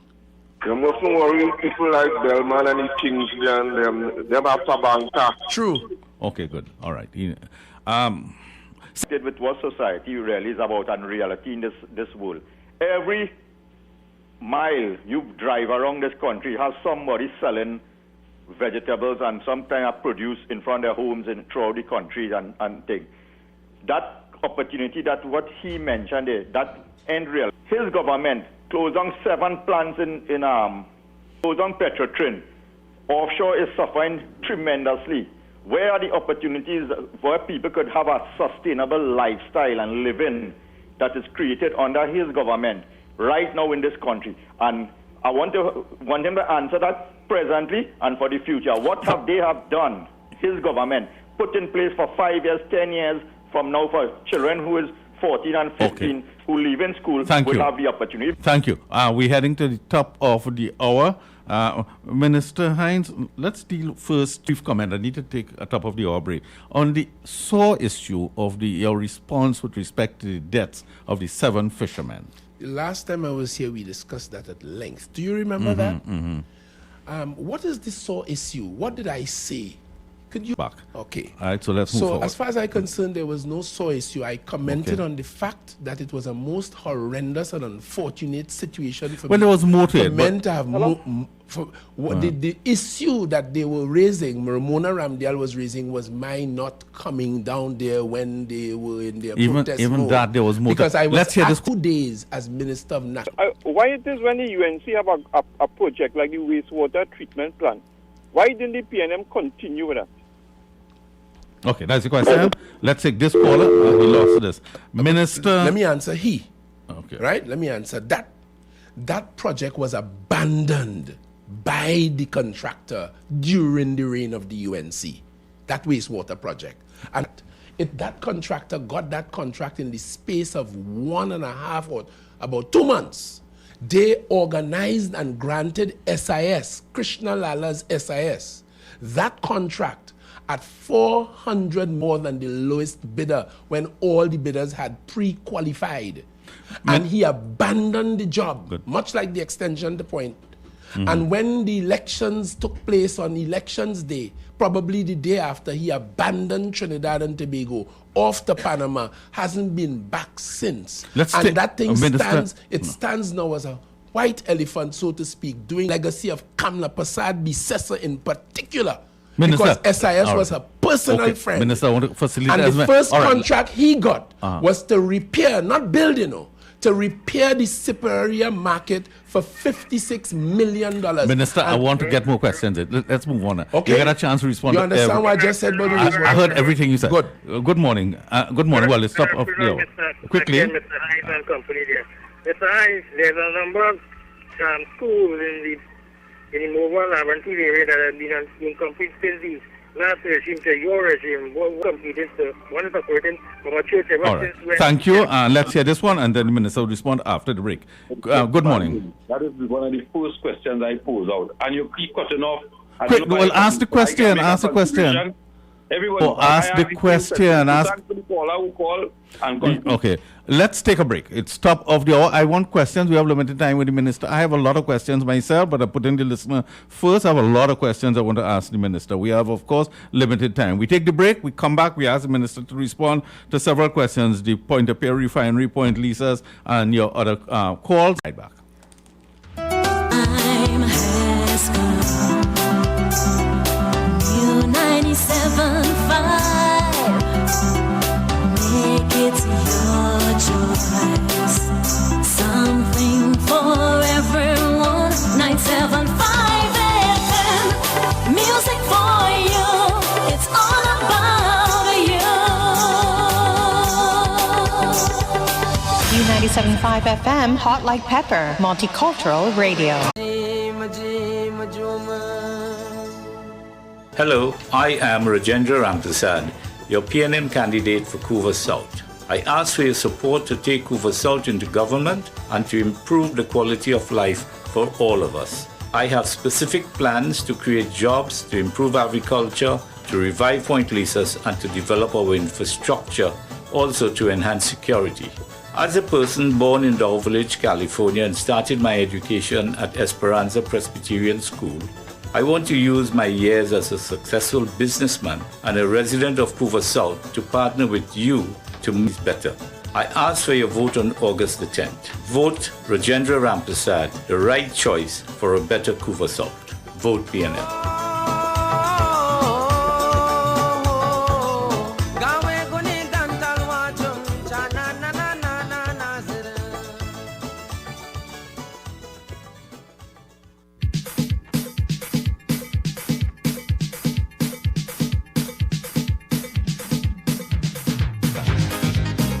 12:04, we continue our discussions with Minister Fitzgerald Hines. 636-7547-227. We take in all your calls. We just ask you to be brief and pose a question or a brief comment. Good afternoon. Yes, good afternoon, Mr. Ali. Good afternoon. Hi. Mr. Hines, I want to know how come the companies in these bottled water, they never run short. They always in supply all the different needs. Is it that if we get a regular pipe of water, these people will not go to purchase these bottled water? That is why so that these companies can be running and make it yes sales? Thank you very much. Where do they get this water from? Thank you. Okay. Good afternoon. Yes. You see, this is where I was getting with all for. When God called to defend himself with this man, when he said that God was renting out him from me. No, God just listen. No. Listen, and let me say, God was calling me on my phone too. God, I don't have time on public radio to tell you what I tell the minister when the minister tell me. Come up to speed is all it is. And I want to tell you, I'm glad you give me the chance. I said it again, God. This is public radio. We have a lot of questions we want to ask the minister. I have a lot I can't even get around to asking. So I'm not going to go through a whole narrative thing. God, you should be listening to this. You're a political man. Listen, 227-5739. Okay, Minister, you're getting some criticism. Next door to where we are, Point Lisa, 7 or 8 plants have been closed down. All right, we are seeing the deindustrialization of Trinidad and Tobago. And that's a fact that you may dispute it. So then you're shutting down the Point of Pierre Refinery. You may call it by any other term. The Point of Pierre Refinery has been shut down. On the contrary, Knight made it clear what we shut down was the refinery. We did shut down the refinery. And we explained why. It was losing $2 billion a year. And he surmised even last night for the benefit of the people of Trinidad and Tobago. Just imagine if we had continued and the taxpayers, you taxpayers, had to carry the burden of a $2 billion a year loss on a refinery in the midst of this COVID madness, in circumstances where we were importing oil to refine. And as we import oil, because we were not producing enough, as we import 100 barrels per day to refine, we were losing $4.5 per barrel. And that was going on, leading to $2 billion a year loss, and a bullet payment was facing us in 2019 of $800. That is what that state company Petrotrin was hiding. When I say hiding, was carrying unbeknown to you who was paying for it. The government had to act, and we acted to hive off that load, that dead weight off of the burden of the taxpayers of Trinidad and Tobago. Restructured Petrotrin. What he said, we did not shut down Petrotrin, and he is correct. Petrotrin as a company still exists with all of its assets. But you know, that's just now, we restructured the company, and we now have Heritage, we have Paria, and what they have. One, there was the naysayers said we'll run out of gas supplies and fuel products. That has, I'm getting feedback. Yeah, I have a caller. That has never happened. And secondly, it is now profitable. Let's get this caller. Good afternoon. Mr. Hines, last night I hear your Prime Minister said that Heritage made $700 million profit, right? In 9 months. Hines, why all you not paying the contractor that's working for you right now? Contractors. You're owing $1 million right now, Hines. Why are you not paying the contractors? Contractors. I'm a Minister of Public Utilities. We have contractors who work under the different agencies, in particular WASA. We are paying them. Good. So I can't accept that we're not paying contractors. That's folly. Good afternoon. Mr. Kenali. Yeah, quickly. A blessed afternoon to you and to Mr. Hines. My question to Mr. Hines. How do you know when a man is a fool? All right. Wait until you... Good afternoon to you. Yeah, good afternoon. Question quickly. It pertains to the point made just now about the $850 million. Question. We do that all from the time we went. But did you do that here? From the time we went to government, we have been doing that. We met. The gentleman is raising an interesting point. We met a number of short-term loans that the UNC. But you know, I am unable to say whether that particular one the Minister of Finance will tell you. However, I wouldn't be surprised if that was done, or if the money was actually paid. You don't know. Tell you, but I'll tell you this. We have had to do just what the caller is suggesting for a number of loans, because every Monday morning we just discovered that they had borrowed $400 million here. No, not every Monday morning. Every Monday morning. No, that's not true. And we good, had good afternoon. No, seriously. No, this is not a joke. But Ken, it's not every Monday morning. Ken, go ahead. We have had we have had a number of major loans. 800 million, 400 million in US dollars that we discovered since we are in government, and we had to reschedule. Let's hear this caller. Good afternoon to you. Mr. Hines, I just want to find out why the primary schools in Mobile and Trinidad have not been... And the children are now housed elsewhere. But I just told them there are 21 operational primary schools and I work very closely with most, if not all of them. Good afternoon. In my constituency, I work closely with every one of them. Let's hear this caller. Good afternoon. Good afternoon. So, Mr. Hines, I would really love to know, with the $475 billion that your government has spent, tell us for the 5 years and done in the form of infrastructure that would have started in your period from 5 years. What has your government done in the form of employment? What has your government done in the form of ensuring that persons are able to receive... Brian, I want to tell you something. You know, in that question, you give the minister an opportunity to ramage, and I'll hear an answer that could take up to 20 minutes. All right? As a parliamentarian yourself, you know, you should ask a tighter question. Who's that? Who is that? I don't like He is Brian Begg, who is... he's no parliamentarian. He is an acting senator. He's an okay... Let's not personalize it. Let's not personalize it. Okay. Point, Lisa, quickly. And continue to the callers, please. 547-227-5739. Kendrick, it feels like, you know... Tell him I beg to differ. Good afternoon to you. Mr. Hines, Sir. that refinance that the refinance Petrotrin yes, for the $800 million US dollars. Did they mortgage? And if they mortgage the refinery, how come all you could sell the refinery to Roger? That a company that All right. mortgage. Let's give him a Who chance to could say that respond. mortgage? Thanks for the question. Good question. That really deserves an answer. No, if you can't answer, just let's move on to other matters. Let's move on. All right. 636-7547-227-5739. Good afternoon. Good afternoon again, Ken. Ken, Hi. concerning Petrotrin, the whole GTL run up all the billions and billions of money that and then Faris Al-Rari come and drop the lawsuit against him that we could have recovered the thing. Let Hines answer that. And secondly, as the minister for over 15 years in Laventille, now the environment is what does groom people thinking and their attitude. How does he feel to know that the doorway to our city lies a dump, that a whole community, the first thing they get up out in the morning and open their eyes and see scobo all over the place, and that is their means question. of employment. Thank you very much. I'll pose both questions to him right So after. therefore, if the PNM decides to develop Laventille, I hope they don't ball that they only helping black people. All right, thank you. Good afternoon. The minister will step in right after this. Let me say good afternoon to the MP, member of Laventille, Fisher Hines. I think question I want to ask Fisher Hines, could he tell me and the young youth of this country what is his achievement after 5 years in Laventille? What he built a community center, he can repair 6 hours, he do a road, he do development. Kingsley, question understood. Minister, there's several points here. WGTL, we've discussed it at length. It is a sore issue. I feel the same way, but we've discussed it. I don't think there's new ground to cover there. Let's deal first with this matter of the dump on Beetham. There have been efforts by successive governments to move there's a nice word for the dump, right? Yes. To various places, Waterfield. Could you tell what's the status on that?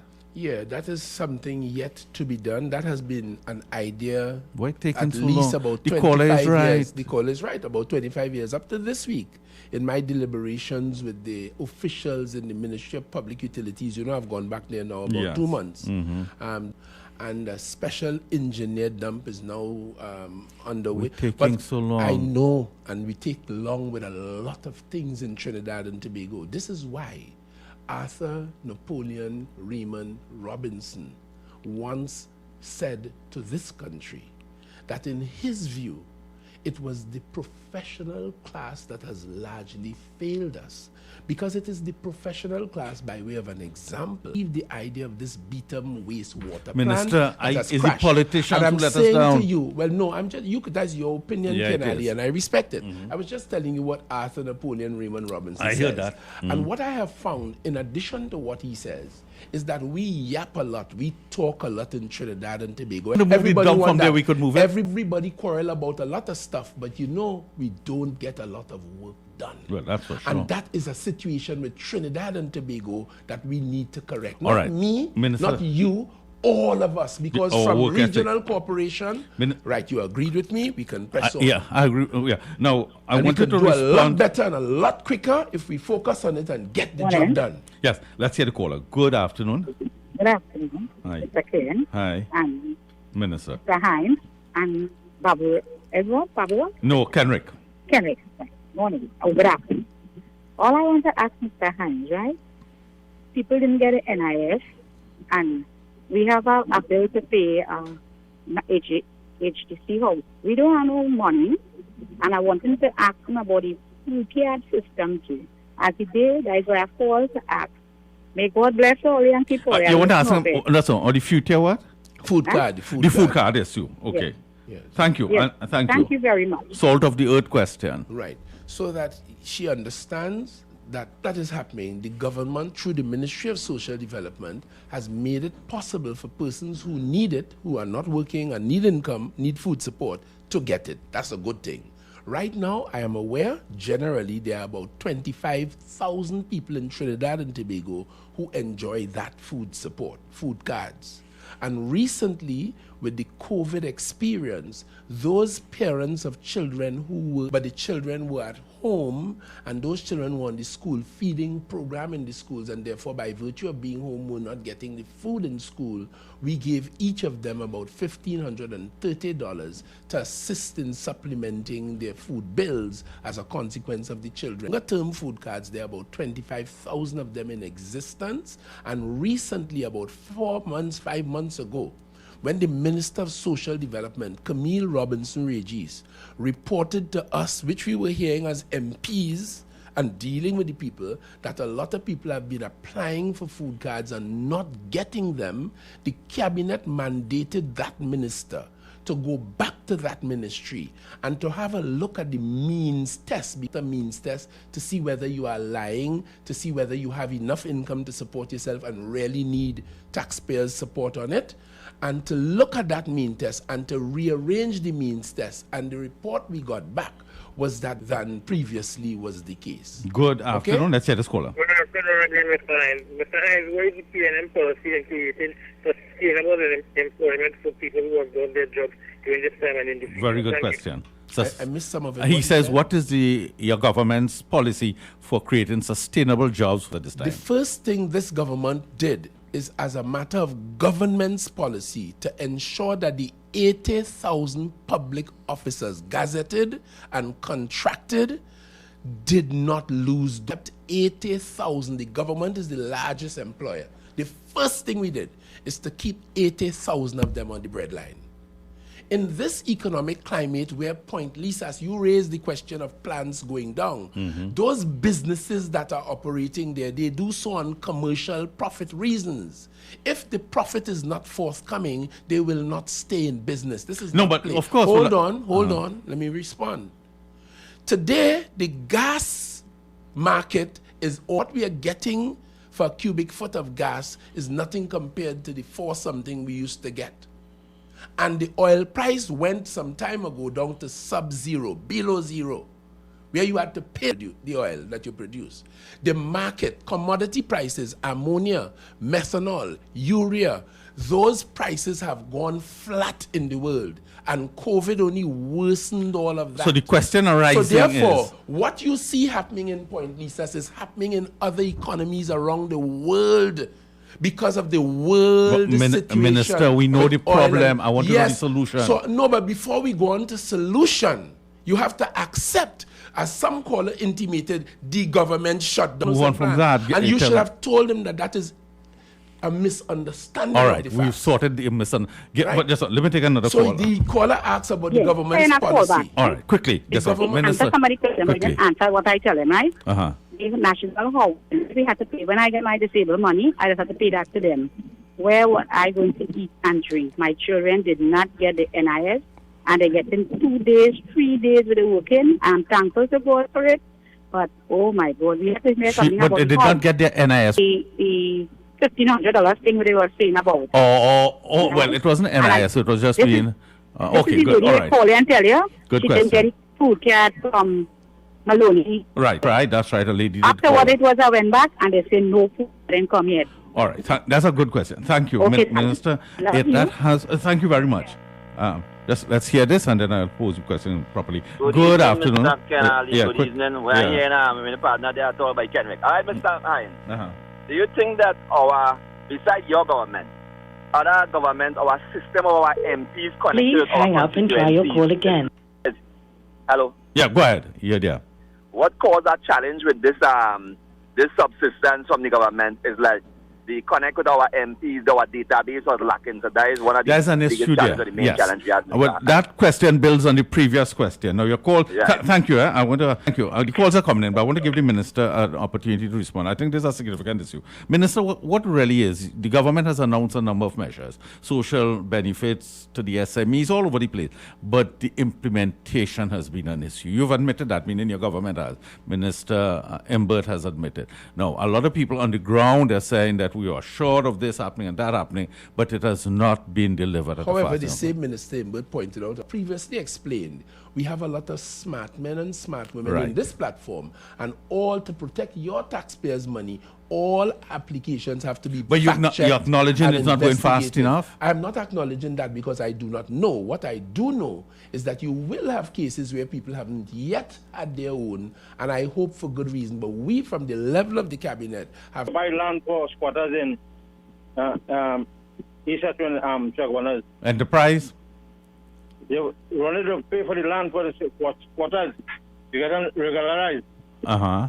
Right? And sugar workers suffering 17 years now. Yes. And they will close down Caroni Limited. Good question. Minister, you know the issue here. It is, I keep using the term sore point, so I must use some of people who are listening to you here now feel hurt over it, and rightly so. They're frustrated and so on. So they're saying, this caller is saying, how come that matter has still not been effectively done, and the matter with respect to the regularization of land at Enterprise? And I suppose he means in other parts of the country too. Just address that for us briefly.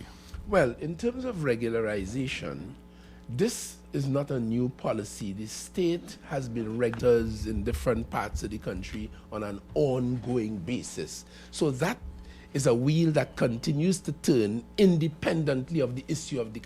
So, you know, he would link them, but that is happening notwithstanding. No, I know it. And this regularization thing that happens normally, people occupy lands, the state don't throw them off sometimes, most times the state gives them comfort and regularize them going forward, right? So while he links it, that's a separate issue. Insofar as the Caroni issue is concerned, I must admit, and since this is a sensitive issue, an emotional issue, as you said, I do not have the facts on that. What I could tell you is that the ex-Caroni worker came out, in my view, very well. Golden handshake. He got opportunities for retooling and retraining. Some of them got other new employment opportunities. They got 2 acres of land, which was presumably for agricultural purposes. And recently I saw figures in the cabinet which suggest most of that was never put under agriculture. And lots of them are now being sold for houses and all kinds of foolishness. Well, let me don't call it foolishness, but other things. And then some of them had made payments on another. 2 of them, the government of the UNC had offered them to purchase, I think, another acre or something like that. And they paid deposits to the tune of about $57 million. That's to tell you how much they wanted it and how they were keen to do it. And the UNC government, shortly before it left office, returned those deposits to those people and gave them those extra lands for free. Okay. I came across that in a joint select committee. So I am not easily accepting that these ex-Caroni workers suffered so badly. In other times and in other places in this economy, they came out pretty well. It is not going to be perfect. Not every need would have been met. But I think the government, successive governments, has done enough to suggest to me that we reached out to the ex-Caroni worker. I don't know the details about what the gentleman specifically raised, so I am unable to answer that. Let's hear another caller. Good afternoon. Mr. Hines. Sir. You is a PNM minister, right? Today is Sunday, as you would say. Under the PNM, the VSEP under John Rahal, was give them the VSEP and 2 acres, they put it to 2 and a residential lot. That was part of the VSEP. The government didn't give them that. That was the VSEP. They offered the farmer, that was part of the VSEP. That was part of the VSEP. Well, part of the deal. All right, let's hear. Okay. The minister. Well, he has dealt with that. Let's hear the caller. But Good wasn't afternoon. that part of the deal? Good afternoon to you. Hi. Good afternoon. Yes, sir. You're on. Mr. Ken. Yes, sir. You're allowing this man to overtalk you. He said to hold up. This is your show. He said to hold on. And he's not answering any questions from the people and them. Proper questions. Good afternoon. Good afternoon, sir. What I would like the minister to carry back to Clarence Rambarat and tell him that people who rented Caroni land for 40 years and 50 years and living on the land, they needed to be surveyed and they needed either give them to lease it or buy it. Yeah, I think because land management, people like Alec Baby and Air go know when they will. I hear that point repeatedly, and I think that caller makes the point effectively. I know it's not your portfolio. You wouldn't be up to. You may not be up but to. But I will communicate it to Mr. Rambaran. That is the point he's making. Thank you for that. Yes. Good afternoon to you. Mr. Ken. Sir. Mr. Hines, remembering things and figures and places conveniently. Right? Remembering. Challenge him on something specifically. Yes. And another thing, remember Parliament is not in operation. And before, soon as this COVID went in, take effect, it wasn't working. But and they're still getting a salary. Why the people who are supposed to be getting the little monies, say for they lose their jobs and stuff, and the school children and them, they're not getting. But these guys are no salary. Yeah. Thank you for your observation. Okay, Kenrick is insisting we take a break, and he's correct, of course. We have with us Minister. I want to talk to him about a lot of other things too, but I want to give the precedence to the callers, and the reason I'm trying to be as brief with everyone, including I could only try. He's my guest. I could only try to ask him to give us brief answers, but because I want to get everybody in on it. Kenrick, just permit this one call. Good afternoon to you. Good afternoon, Ken. Yes. Just now I heard the minister saying that they closed down places, Caroni, and they closed down where was losing $2 million and that kind of thing. We don't make money. Why did they close down? Because it's a PNM voter bank? Okay. Let's hear this one. Good afternoon. Good afternoon, Ken. Good afternoon, Honorable Minister. Good afternoon, sir. I would like, in your position as Minister, to work on equitable distribution of that essential thing called water. That's the point I made. It's not good Chris, enough to I made that one point. area getting water all the time and something that getting water at all. Absolutely. Chris, thank you. Okay, Kenrick, it's 12:30 in Trinidad and Tobago and the Eastern Caribbean. That time check is brought to you by Mr. Rajendra Rampersad, the People's National Movement candidate for Couva South, ENM, and that was a paid political announcement. We take a break and we come back. The right choice.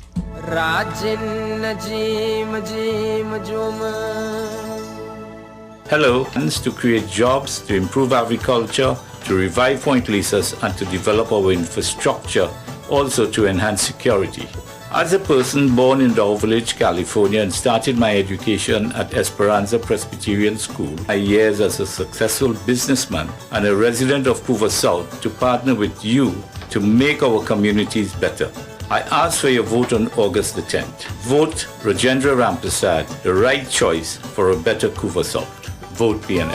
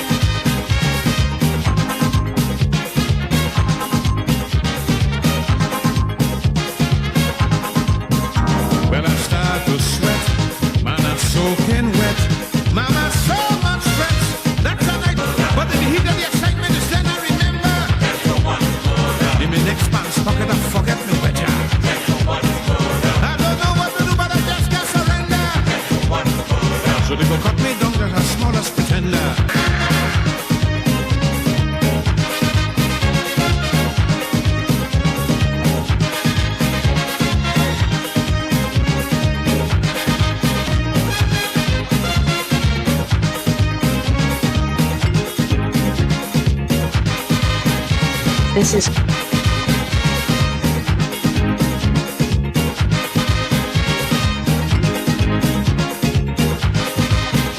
in the still of the night, I was really in a fright. Me alone again, 10 fishermen, I remember. I had a chicken and drama. Well, I saw. But I get away and I run till I'm by Johnson Corner. They take off in the tail with big stick and holder. Oh, well, the fella in front was a very good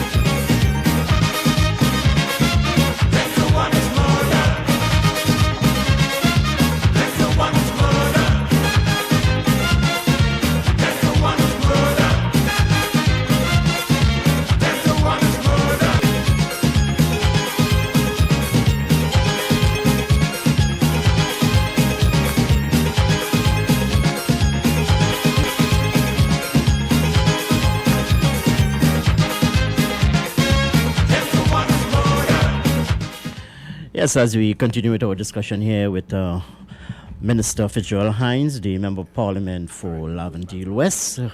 You're with 10 to 1.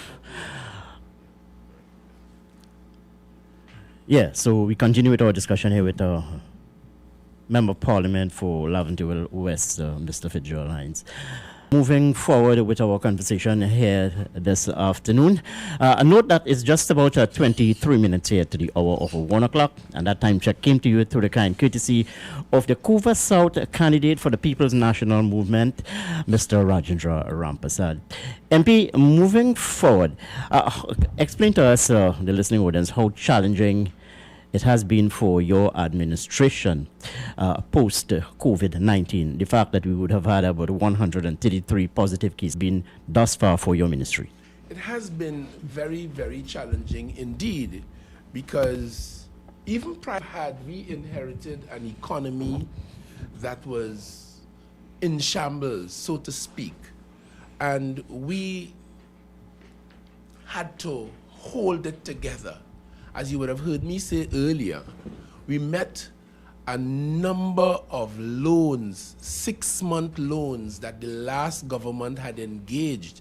And I put it exaggeratively a bit every Monday morning, 20 of them that we've had to deal with and to refinance, meaning instead of paying that 400 US million or that 600 US million, we had to spread it out over like 20 years. And that is the refinancing of which I spoke. And that would have been in addition to all the money that they would have spent. So we had a tough time. Oil prices moved from $100 a barrel down to under zero about 2 months ago. The products that we sell from Point Lisa, and from which the government earned revenues, the prices had gone down internationally. With COVID, it only made it severely worse. So the entire 5-year program has been particularly challenging. One guy told me, he said if there was one prime minister who was justified, had every reason possible to go and ask the IMF for help, like Jamaica and Barbados was Keith Rowley. But we didn't do that. We said we understood the situation, but unlike the IMF, we will impose our own bitter medicine, and we began to do that.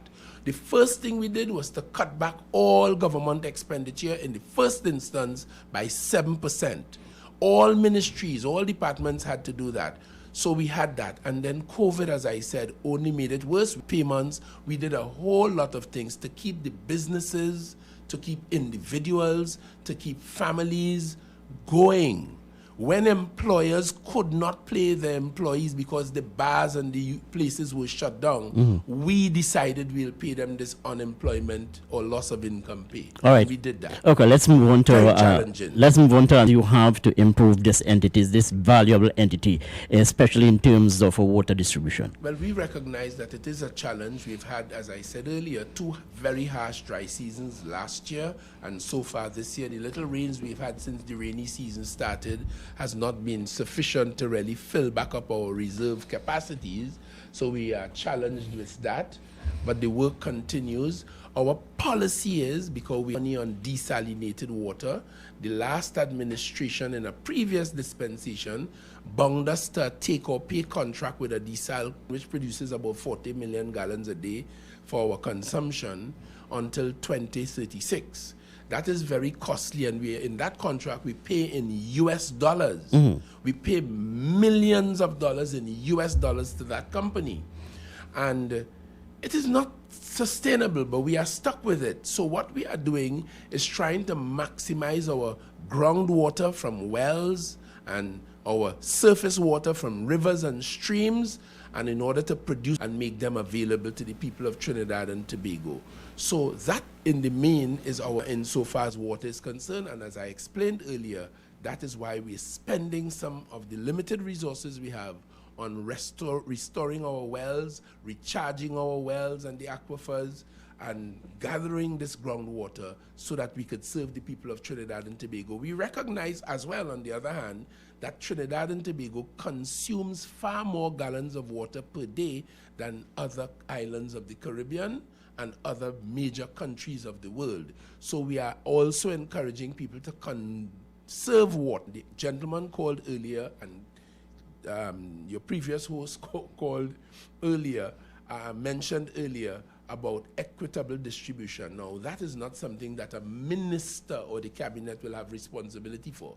That is inside of WASA. What we know is that we ask them to, and they tell us that they have a schedule where they send, because unfortunately, they cannot, even at this stage, after all of these years of our independence, WASA is not today able to deliver 24/7 water to all businesses.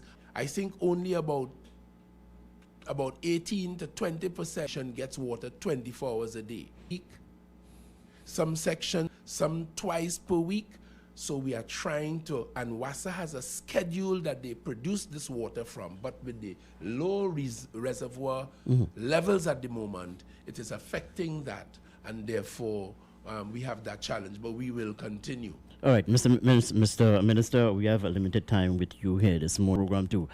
The challenges that you as a member of parliament is facing in providing, or rather creating avenues, creating measures for employment for those youths in your community, in your constituency who are quite challenged indeed. What are some of your plans? What are some of your proposals to empower and build capacity for this group of people? Well, as I've suggested before, in terms of academic opportunity and in terms of training opportunities, this government established the University of Trinidad and Tobago, which was industry, where they identify specific needed skill sets in industry. We have COST, the University of the West Indies, which does some of that. We have the University of the Southern Caribbean, which we support as well, in part. We have the University of Trinidad and Tobago. We have COSTAT. We have that training platform under the other programs. In my constituency, for an example, we have the Laventille Technology and Continuing Education Center. We have the MIC. We have the TTIT down here in Central. We have a number. We have YTEP, CCC. We have a whole host of programs available to young people. We have elite COVID thing. We are now identifying cultural performers who were unable to work during COVID, and we are about to give them a grant as well. We are now working that through so that the opportunities been doing, not will do. What I have been doing is encouraging and directing the young people who may not know of these programs, who may not towards it. Recently, and I'm not talking about what I will do, I'm talking about what I have done. I had a microwave that broke down, and I started searching my mind around Laventille for someone who could repair my microwave, and I could find none. So I looked and I found somebody who could repair it outside of my constituency. I saw that as a deficient with a couple community groups, and we identified 35 young men, because that's the number that MIC told me they could accommodate and have digested. I identified 35 young men between the ages of, young men and women, between the ages of 17 to 35. 35 of them. We put them on a bus. I had them put on a little tie and attire themselves properly in their best. I took them to the MIC for an entire day. They walked around the campus, they saw, they spoke to other students, lecturers spoke to them, and get involved in a program starting from zilch, scratch, nothing. If you didn't even have a school, leave it, one CXC pass. If you were completely illiterate, we could take you and grade you up. And we did that.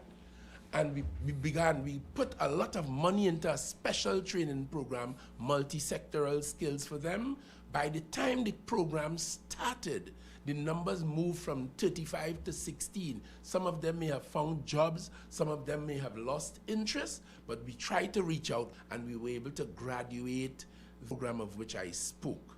Okay, Mr. Minister, we need to take a commercial break at this time, and when we come back, we'll continue with our discussion right here on 975 FM Hot Like Pepper. Stay with us.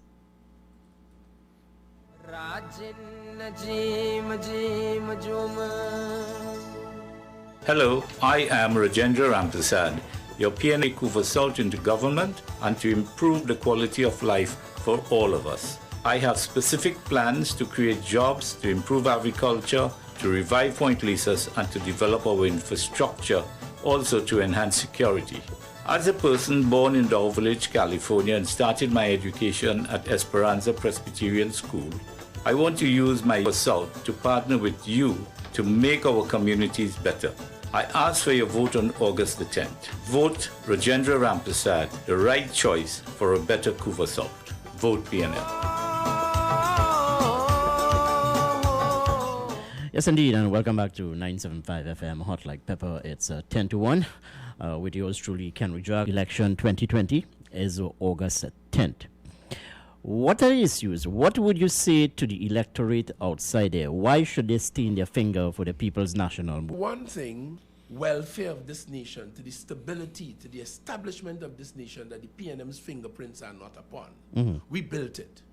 And we have been in government for more of the life of this nation as an independent state. That's because the people of Trinidad and Tobago, in this free and fair electoral process, has selected the PNM, and for good reason. In 2015, they selected the PNM in a situation where they considered that the last government was absolutely corrupt and mismanaged billions of their dollars. They chased them out of office. So we came in and they expected us, one, to be do not steal public monies. One of the reasons why they should vote for us is because we have kept true to that. There has been no justifiable allegation against any government minister. And I heard the Prime Minister boast last evening. He's not one for boasting. But he says no member of my government had to be looking over the shoulder for police. Other people have to do that. We manage your affairs without interfering with public money. We did more with less. We were able to go and find the contractor who defended himself in courts in America, in Brazil, in Spain, in London, one day before they took away our legal rights to terminate the contract for the extension of the highway to Point Fortin, which day we went and we sought that money because there was a performance bond for close to $1 US, and we had to go to court all over this world, and we fought and we got it back, and it is that money that we are using to continue the highway now. They had given that to one contractor. We have broken it up, so all the local contractors now are engaged in that project, bringing that to completion. In addition to that, we just completed the QREP overpass, and we saved $241 in so doing. The UNC's budget for that was X, and we did it X minus $41 billion. We saved that to Trinidad and Tobago. So we have done more with less at a time when this country was earning far less than it ever did before. What would you say to your critics, MP, that the government of the day, or rather the People's National Movement, is engaging in political gimmickry as it relates to the turning of a number of SUDs, the opening of a number of projects 1 month before a general election? What would you say to your critics? Well, Mr. Gatsby Dolly showed yesterday, we had a community center that was under construction, and it finished at this time. We do it at this time.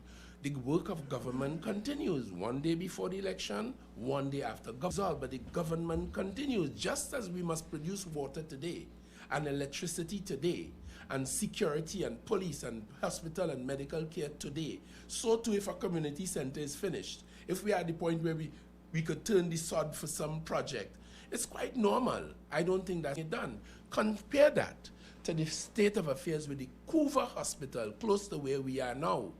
There were 3 occasions where they didn't turn the sod on. 3 occasions. So the first occasion, the UNC declared it open. Then they came back just that they know it wasn't really open. Then they declared it open a 3rd time, which suggests that on 2 occasions they knew it was not really opened. We opened that hospital. We staffed it, and right now they are doing diagnostic. Over almost 1,500 diagnostic tests have been done there as we build up that hospital as a teaching hospital for medical students in all disciplines. And we have made it a dispensary as well for this time, but the process is ramping up. In addition to that, we worked and we dealt with the Arima Hospital, the Point Fortin Hospital, the Grandi Hospital, and we were the ones who had the Mount Hope Medical Complex, where people can go today and get surgeries at all levels at public expense. And in addition to all the health centers around Trinidad and Tobago, which provides primary health care. We have a very admirable health system in this country, which people might take for granted. Because as I said earlier, if you get sick in the United States outside of an accident or an emergency and you don't have insurance, or you're not a citizen, and even as a citizen you don't have insurance, you're going to perish. All right, Mr. Minister, as we end our conversation with you here, confident that the people in the 2020... We deserve to win. We have done well. We have managed the affairs of your country. We have kept it whole. And we excel to the position of #1 in the management of the greatest threat to the human being in this in this century. That is to say, COVID-19 in the world by the World Bank, the IMF, Oxford University, a most prestigious organization. We have done the business. Clean sweep by the People's National Movement. Say again? Clean sweep by the People's National Movement. Clean sweep. We're putting a candidate, unlike others, in every single constituent election, by-election, local election. We put a candidate. We have a strong candidate here in Couva as we speak. I just heard a mighty full ad, and I wish him all the best. We could turn it around and take this from the UNC. The UNC is in disarray. We are contesting every seat. They're not contesting Tobago. They're leaving it up to their friend in Tobago. We contest every single one. And the protection of the people of Trinidad and Tobago, we will not be obstructed with a constitutional majority as they have mastered in doing for the last 5 years. All right, finally, MP, your this morning, your message to the people of Trinidad and Tobago going into the 2020 general election. Set aside people quickly that there are those in La Hoqueta Talparo who are actually, a young man called me 2 days ago, and he told me live that he was offered 2 foolish promises. We are saying to the young people, most of whom this is all about, opportunities in Trinidad. You just look around and you will see your cousins, your friends, children you went to school with, who have made good. There are opportunities. Make use of these opportunities, and you won't have to sell your vote for no $500. You have a right to be here. There's a stake in Trinidad and Tobago for you. Reach out and touch, take that, and to encourage you. So as we ask you for your vote, we are not paying you for your vote. We are reaching you through a view to help you with your own future, your own development. Okay, the thoughts there are coming from Fitzgerald Hines, the outgoing member of Parliament for Laventille West, sharing some thoughts with us this morning on 10 to 1 this morning. I know you had a very long interview with us here this morning. You had a very long interview with us this morning, and you would have articulated yourself very, very well. It's always a pleasure to host you here on 975. Mr. Hines, we look forward to being in your company again. All the best to you and your party. I thank you very, very much, and I would like to thank you for taking the tone in this interview down. Up next, of course, you will be in the company with Captain Kendall as he take you until the hour of 4 today. Stay with us here, 975 FM, Hot Like Pepper. But before I go, I want to leave you with...